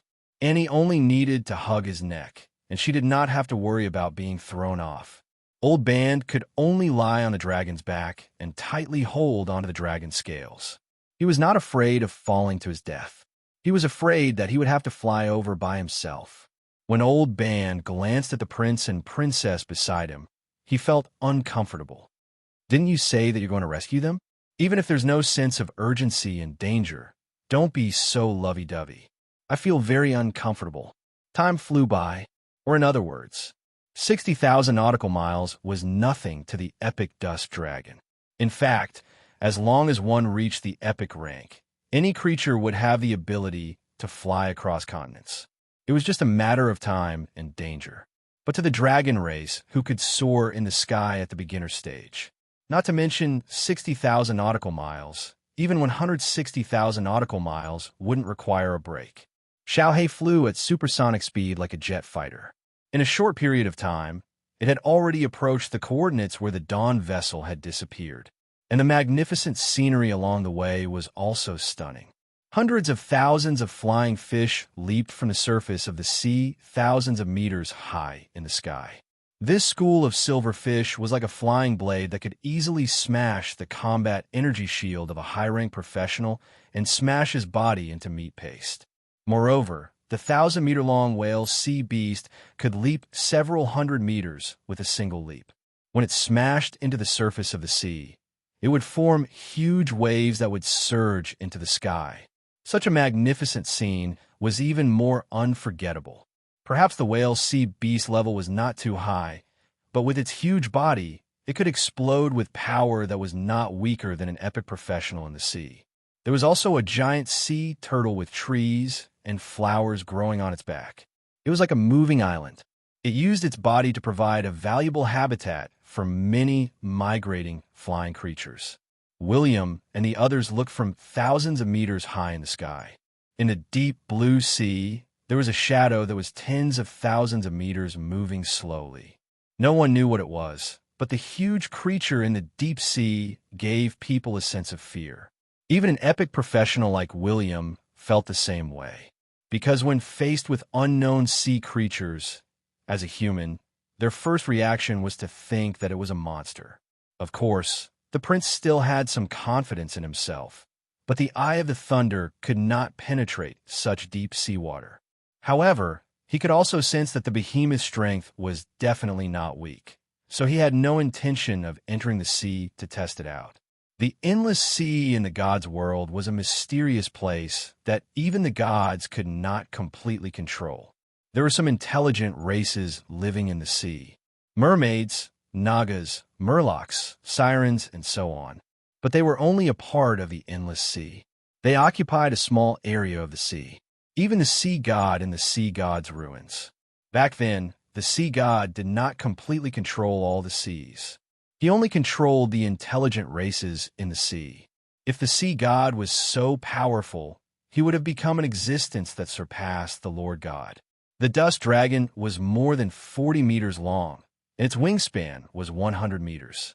On land, it was known as the king of the sky. But in the face of the many creatures in the endless sea, it was only small and exquisite. It even gave some marine magical beasts a feeling that it was easy to push down. But it was still a dragon. Its life form was superior to many magical beasts and sea beasts. The quality and quantity of magic in its body were also incomparable to that of ordinary magical beasts. So when Little Black hovered 100 meters high in the sky, the sea creatures swam crazily towards the deep sea as the dragon's power spread. William glanced at Old Band, who was meditating with his eyes closed. It had been half an hour, but Old Band had not found any space fluctuations. William did not know what the space enchanter was doing. Just as William was about to ask Annie to point to a random location, Old Band finally opened his eyes. Old Band finally opened his eyes. He looked to the south and said, "It's not far away. The weak space ripple is under the sea 30,000 meters away. Then let's go." William had an idea. He merged with the dust dragon and controlled Little Black to fly in that direction. After a few breaths, 3 humans and a dragon arrived in the sky above the sea. Annie touched her nose and said, "There's no aura of living creatures. It's like a dead sea." William nodded. His eyes flashed with electric arcs.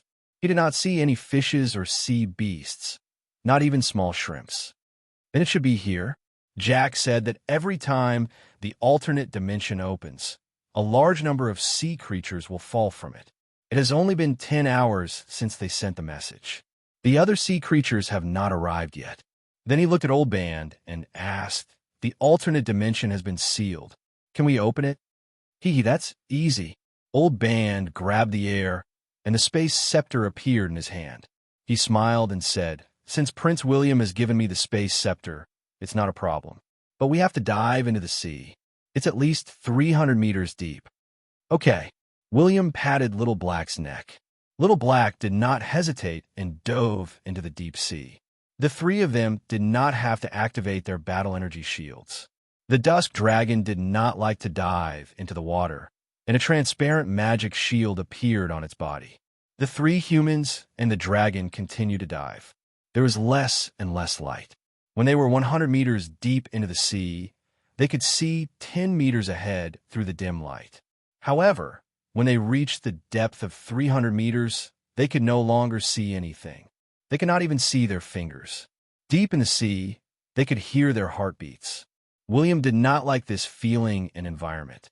He hugged the uneasy little princess tightly. His body emitted harmless electric arcs. Light shone brightly. But looking ahead, it was an endless deep blue. They looked at them from afar. In the depths of this pitch-black ocean, apart from a giant dragon and 3 people quietly floating there were no other fishes or creatures. It was a suffocating and terrifying feeling. Old Band did not like this feeling either. He gulped and quickly waved his space scepter. Waves of space ripples spread out in the deep sea. The buzzing sound spread in all directions. But at this moment, everyone simultaneously felt a fatal aura. It was as if the space ripples were too intense, and it seemed to have awakened a sea monster. The 3 of them were not the only ones who felt this danger. Little Black was also shaking his body uneasily. It was as if a predator was about to devour him. William's eye of thunder glowed. He kept looking around. The danger was getting closer and closer. Buzz! A space vortex suddenly appeared. They were uncontrollably sucked away by a huge suction force. Until they left. A huge tentacle extended from the pitch-black sea. It gently stirred at the position of the space vortex, forming a vortex that even the Dawn vessel could not escape from. Fortunately, it seemed that the food was gone. The tentacle returned to the depths of the dark sea. Chapter 514. The spatial vortex appeared suddenly. Before the 3 humans and the dragon could react, they were sucked in by a strong suction force. It was as if they had been stuffed into a washing machine. They felt nauseous and dizzy. After an unknown period of time, when William opened his eyes, he discovered that he was still in the sea. He was still hugging Annie and sitting on Little Black. Old Band had been flung down, but he was not far away. Before they could recover from their shock, a stronger suction force came from the bottom of the sea. When they looked down, they realized that it was not the pitch-black bottom of the sea. It was more like the sky that had broken through the surface of the sea. They did not resist the suction force. They allowed themselves to be sucked out of the surface of the sea. Splash, splash. A loud sound that resembled a wave spread out. On the warship of the Dawn Army, many people looked up at the seawater sky. They saw a huge dragon and 3 figures falling from the sky. It was as if a submarine had suddenly broken through the surface of the sea. But the seawater did not fall. Instead, it fell to the surface of the sea and created waves. The eyes of many warriors of the Dawn Army lit up. Prince William has finally received news. Prince William must have come to find us. It has been 3 years. We're finally going home. I've been eating sea beasts here all day. I'm going to throw up. Food isn't a problem. The problem is that there's no more wine. Many warriors complained. They were trapped here. Eating and defecating were not a problem. The only problem was that there was no more wine.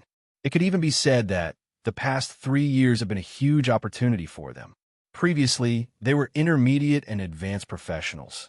But after being trapped here, they had to eat magical beasts and sea beasts every day. Occasionally, they would defend against the invasion of the sea beasts. Their training speed had increased tremendously. All of them were advanced, and there were more than 500 Grandmaster professionals. All of them had relied on eating magical beasts. Many of them had even evolved their bloodlines after eating too many magical beasts. It was unbelievable. When Douglas saw the black dragon falling from the sky sea, he immediately ordered his warriors to guard the warship. Then, he flew towards William and the others. Although it was fast, it was not as fast as flying at supersonic speed, because the gravitational force of this place made them speechless. The advanced professionals could not fly, and the Grandmaster professionals would be sitting ducks even if they tried to fly. Even the epic professionals could not exceed the speed of sound. Otherwise, it wouldn't have sucked in all the sea creatures and sea beasts above its head. However, the interesting thing was that the seawater in the sky above them was like something from another world. It could never fall into the seawater below. Even if you filled the bottle with seawater and took it down, as long as you let go, the bottle would instantly fall to the surface of the sea above your head. Even if it became a floating bottle, it would not fall to the bottom. William looked at Douglas, who had come to pick him up. He did not have a good expression. From afar, he could see the battered and stranded Dawn vessel. This was an epic-grade warship, with all the materials piled together. It was extremely expensive. But now, the keel was broken, and there were holes on both sides of the ship. Wooden planks could be seen everywhere. It was simply a tragic sight. Ahem, your highness sure came quickly. Douglas chuckled and continued to flatter him. William took a deep breath and felt the abnormally strong gravitational force. He glanced at the surface of the sea above his head and then at the surface of the sea below his feet. Then he said, "If the warship is broken, so be it. So many years have passed. How many people have we lost? More than 800 people. Now, there are only about 2,000 people left. I didn't expect a huge whirlpool to appear after following the sea map. It pulled the entire warship down. Even now, Douglas still had a lingering fear when he thought about it. He was an epic professional. When the whirlpool appeared on the surface of the sea, he and Jack could have flown away. But they felt that the danger was not too great, so they followed the warship and were sucked into this alternate dimension. Among the 800 people who died, half of them could not resist the sudden sinking force. Their internal organs were crushed by the seawater, while the other half died one after another. But just like what he had said, the more sea beasts they ate, the stronger the soldiers became. Now, it was not so easy for them to die in battle. This alternate dimension is quite interesting.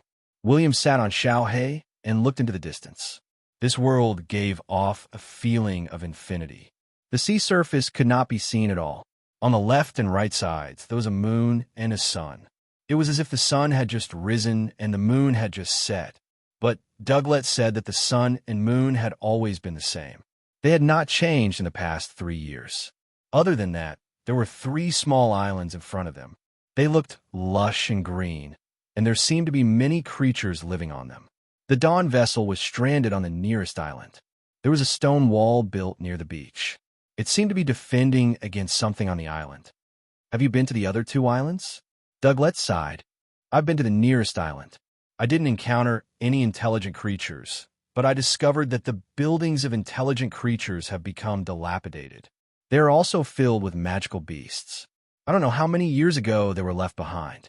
Also, Prince William, you don't know that there are many magical beasts and sea beasts living in the sea and on the island. There are 6 epic magical beasts on this island, and there are more than 10 epic sea beasts living in the sea around the island. When Jack and I are on the ship, they don't dare to be presumptuous. But if one of us dares to go too far, an epic beast king will lead a group of magical beasts to attack. TSK. Do you mean that this group of epic magical beasts is dominating this place and restraining each other? William raised his eyebrows. If that was the case, it would be interesting, because it meant that some magical beast had lived here for a long time. Douglas did not have the time and opportunity to search for the sea god's ruins. But the original inhabitants might know the whereabouts of the sea god's ruins.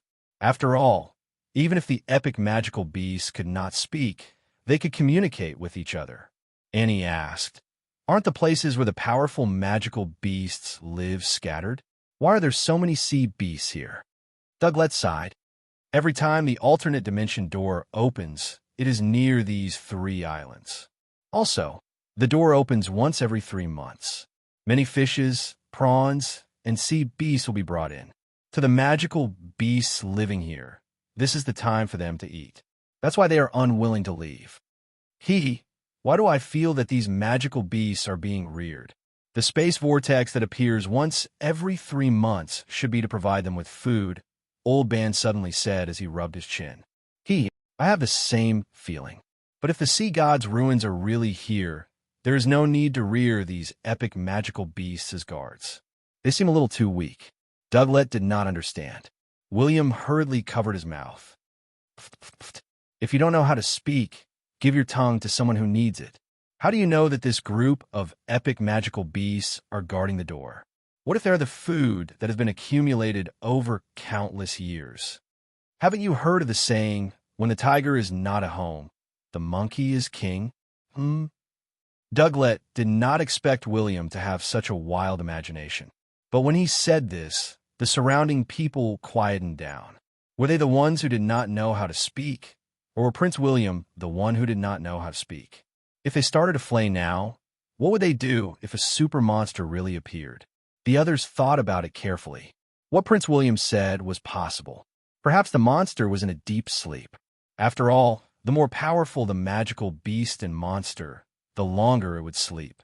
In addition, this alternate dimension opened once every 3 months.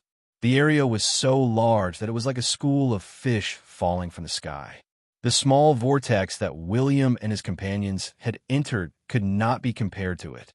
Over the past 3 years, Douglas saw 7 epic sea beasts falling from the sky. But the number of epic sea beasts had been fixed. The sea beasts that fell from the sky would be devoured unless they were killed by the original sea beasts.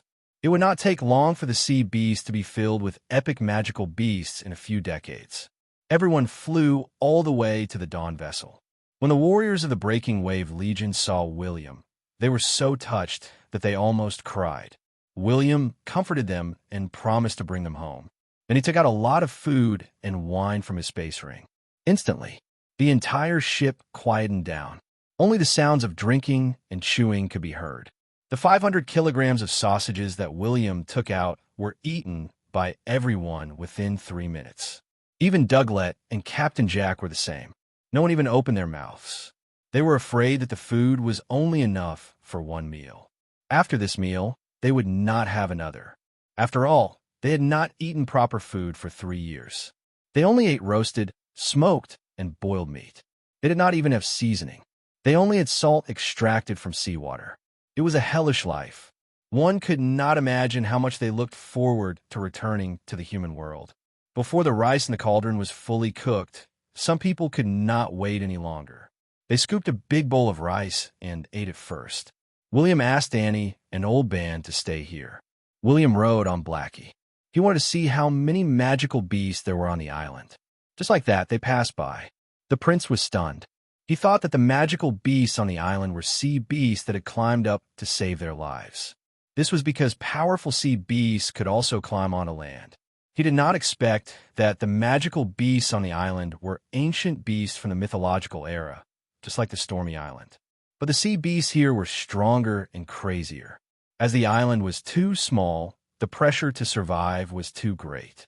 They seemed to have become a group of ferocious beasts. They did not even care about the great dragon's intimidation, but their territories were small. In order to pass on their bloodlines, they did not care if they were provoked. As long as they did not invade their territories, they would not chase after them. They are not afraid of the great dragon's intimidation, but it doesn't mean that they are brainless.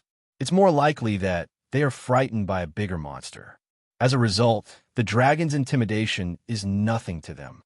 William pondered for a while and flew to the farthest island. Coincidentally, there was one thing that happened. On the island that Douglas had not been to before, there was a huge warship on the beach. It looked much bigger than the Dawn vessel. William's eyes lit up. Legendary. It's a pity. It should be a warship from a long time ago. I've never seen such a warship before. He narrowed his eyes and said, I wonder if there are intelligent creatures on this island. If there are, they might be an intelligent race left behind from a certain era. Chapter 5:15. William was pleasantly surprised by the legendary warship that was more than 300 meters long. He rode on Xiaohei and landed on the shallow beach. He told Xiaohei not to run around while he flew to the deck. When his feet landed on the deck, they did not make any creaking sounds. In fact, they felt soft on the deck. If no one repaired and cleaned the cowhide warship, half of it would be soaked in the seawater. After a long time, moss would grow on it. Now, the warship was like a green monster covered in moss. But William still wanted to try and see if he could find anything good on this warship. He first walked into the captain's cabin. He could vaguely see some traces of murals hanging on the wall. He glanced at the table. There seemed to be some handwritten books, but they had long decayed. That's uncomfortable. Are there no traces left? William stomped his foot on the deck again. Bang! A hole was formed on the deck. He fell into the cabin, but he made a huge commotion. Many crabs that were entrenched in the cabin were scared away. There was even a crab that held up its two pincers and slipped away. It was unknown if it was scared silly or if the creatures here were too unique and wanted to do something more unconventional. There were even a few sea snakes wrapped around the pillar and hissed at William. William did not care about these creatures that were not threatening at all. Now, even the teeth of advanced magical beasts could not penetrate his skin, let alone these ordinary creatures. They're cannons, but I don't see the magic cannons. They must have been moved away. William found some traces, but he did not understand why the people who fell into this space did not dismantle the legendary warship if they could take away the magic robe of the warship. After all, at that time, the deck and hull of this warship should have been extremely sturdy and could have been used to build good fortifications. Could it be that they are thinking of leaving this place on the warship? William shook his head. He felt that these people were fantasizing. Could it be that the warship could fly? Fly! William's eyes lit up. He continued to explore the core of the legendary warship. If the warship could really fly, it meant that they were really planning to fly out on the warship. As for why they did not succeed, perhaps there were not enough magical crystals, or the captain had died and did not leave behind the incantation to activate the warship's flight function. Very soon, kicking and tearing apart everything along the way, he charged straight into the core power system of the battleship. When the last wall was broken through, Yi Shiwen's eyes widened. The long-lost moldy smell appeared. Moreover, this was enclosed space. In addition, due to the excellent sealing effect, it actually maintained its original appearance. However, when the space that had been sealed for countless years suddenly came into contact with fresh air, some kind of chemical change would definitely occur. For example, the surrounding walls would begin to fade at a speed visible to the naked eye. William could only pray that the changes in the god's world would slow down. He quickly arrived at the location where the core runes were arranged. True enough, a rune arrangement that he had never seen or heard of appeared in front of him. There were transparent, magical crystals everywhere, but it looked much more complicated than the core runes of the Dawn vessel. The prince did not dare to hesitate. He immediately took out the crystal ball and recorded the scene in front of him. Then it was just as he had expected. A tinkling sound rang in his ears. Prompt: you have seen the core rune sequence of the amphibious warship. Prompt: you have successfully recorded the core rune order with the engraved crystal ball. You have obtained the Aqua Air Amphibious Energy Production Blueprint. Prompt: the quality of the blueprint is legendary.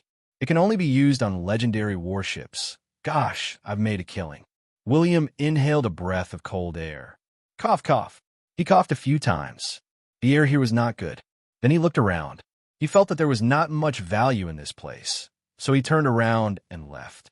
Even if this was the sea god's ruins, he would have made a killing just by obtaining this item. From now on, the City of Dawn could finally build legendary warships. Actually, the current City of Dawn could already afford the resources to build legendary warships. But he had no way of obtaining the most important core rune order. It was wishful thinking to purchase it from the human empires. Actually, the Frost Empire had given him a blueprint for the airship. But how could he describe the airship? It was not good enough, but it was also not good enough. It could be used to defeat epic creatures and was also a weapon to sweep the battlefield. But it could not withstand the fierce attacks of the legendary bosses. It needed to be guarded by experts. In particular, the core rune order of the airship consumed a lot more magical crystals than the one in front of him. Even if the airship was successfully built, it would be a big spender. It was not as awesome as the Aqua and Air Amphibious Energy Blueprint. After William walked out of the warship, he rode on Xiaohei and began to explore this island. Half an hour passed. It was just as he expected. There were traces of human habitation here. There were even some ruins of buildings. But this alternate dimension was the territory of sea beasts and magical beasts. There were too few humans from outside. As time passed, intelligent creatures would die out sooner or later. In particular, the warships that traveled were usually a group of men. Everyone was of the same gender. Even if they wanted to reproduce, it was useless. No matter how hard they tried, they could not give birth to a child. However, just as William was about to leave this island, the hair on his back stood on end, and he suddenly turned around. Was that a person? Suddenly, a humanoid creature with disheveled hair and stains all over his body appeared in front of William.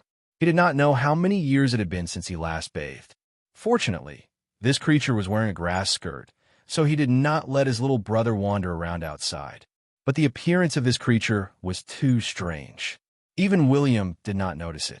However, after throwing out insight, Yi Shiwen's expression changed. William narrowed his eyes. He was a level 179 epic professional. Epic 140, legendary 180, legendary bloodline. Human race. William could not tell his occupation or name. This was a powerful person who was half a step into the legendary realm. But this strange space couldn't really trap an epic professional. So why didn't he go out? It was fine if the magical beast could not fly, but humans could. Are you the reinforcements of the Empire? The savage seemed to have forgotten his ability to speak. His tone was full of complex emotions. Empire? What empire? William gulped. The savage was puzzled, but he slowly said, "Of course, it's the human empire. The only human empire in the God's continent." Before William could speak, the savage suddenly stepped forward. The savage took a step forward and stared at him. What happened to the dark creatures? The elves lost the world tree. Are the humans the masters of the third era? The corners of William's mouth twitched. He had encountered the humans at the end of the second era. He pondered for a while and said in a deep voice, "The dark creatures retreated. The humans are the masters of the third era?" But he did not say that it was the fourth era, because he was afraid that if he said it, the savage would suddenly lose his strength and die. Of course, it was also possible that the savage had eaten some treasures to live for so long. That's good, that's good. The savage grinned with 2 rows of black teeth. He could not help but dance and shout. The humans have risen. They have really risen. For many years, the dragons, the elves, and Serafkin have bullied us. The humans have finally become the masters of this continent. It's a pity that the Sea King is dead. He died in these ruins. He didn't inherit the sea god's inheritance. The others died one after another. They went crazy and committed suicide. Savage laughed and then started crying again. He sat on the ground and seemed to be talking to himself. Or perhaps he wanted to speak. He wanted to say what he had been saying for countless years. I'm a member of the Human Empire's Divine Ruins Project. I'm also the first officer of this legendary warship. The Sea King was a powerful water element legendary professional.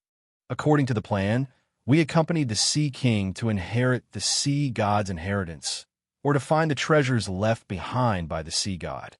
And just in case, if the Sea King could not inherit the sea god's inheritance, the captain and I were also one of the candidates.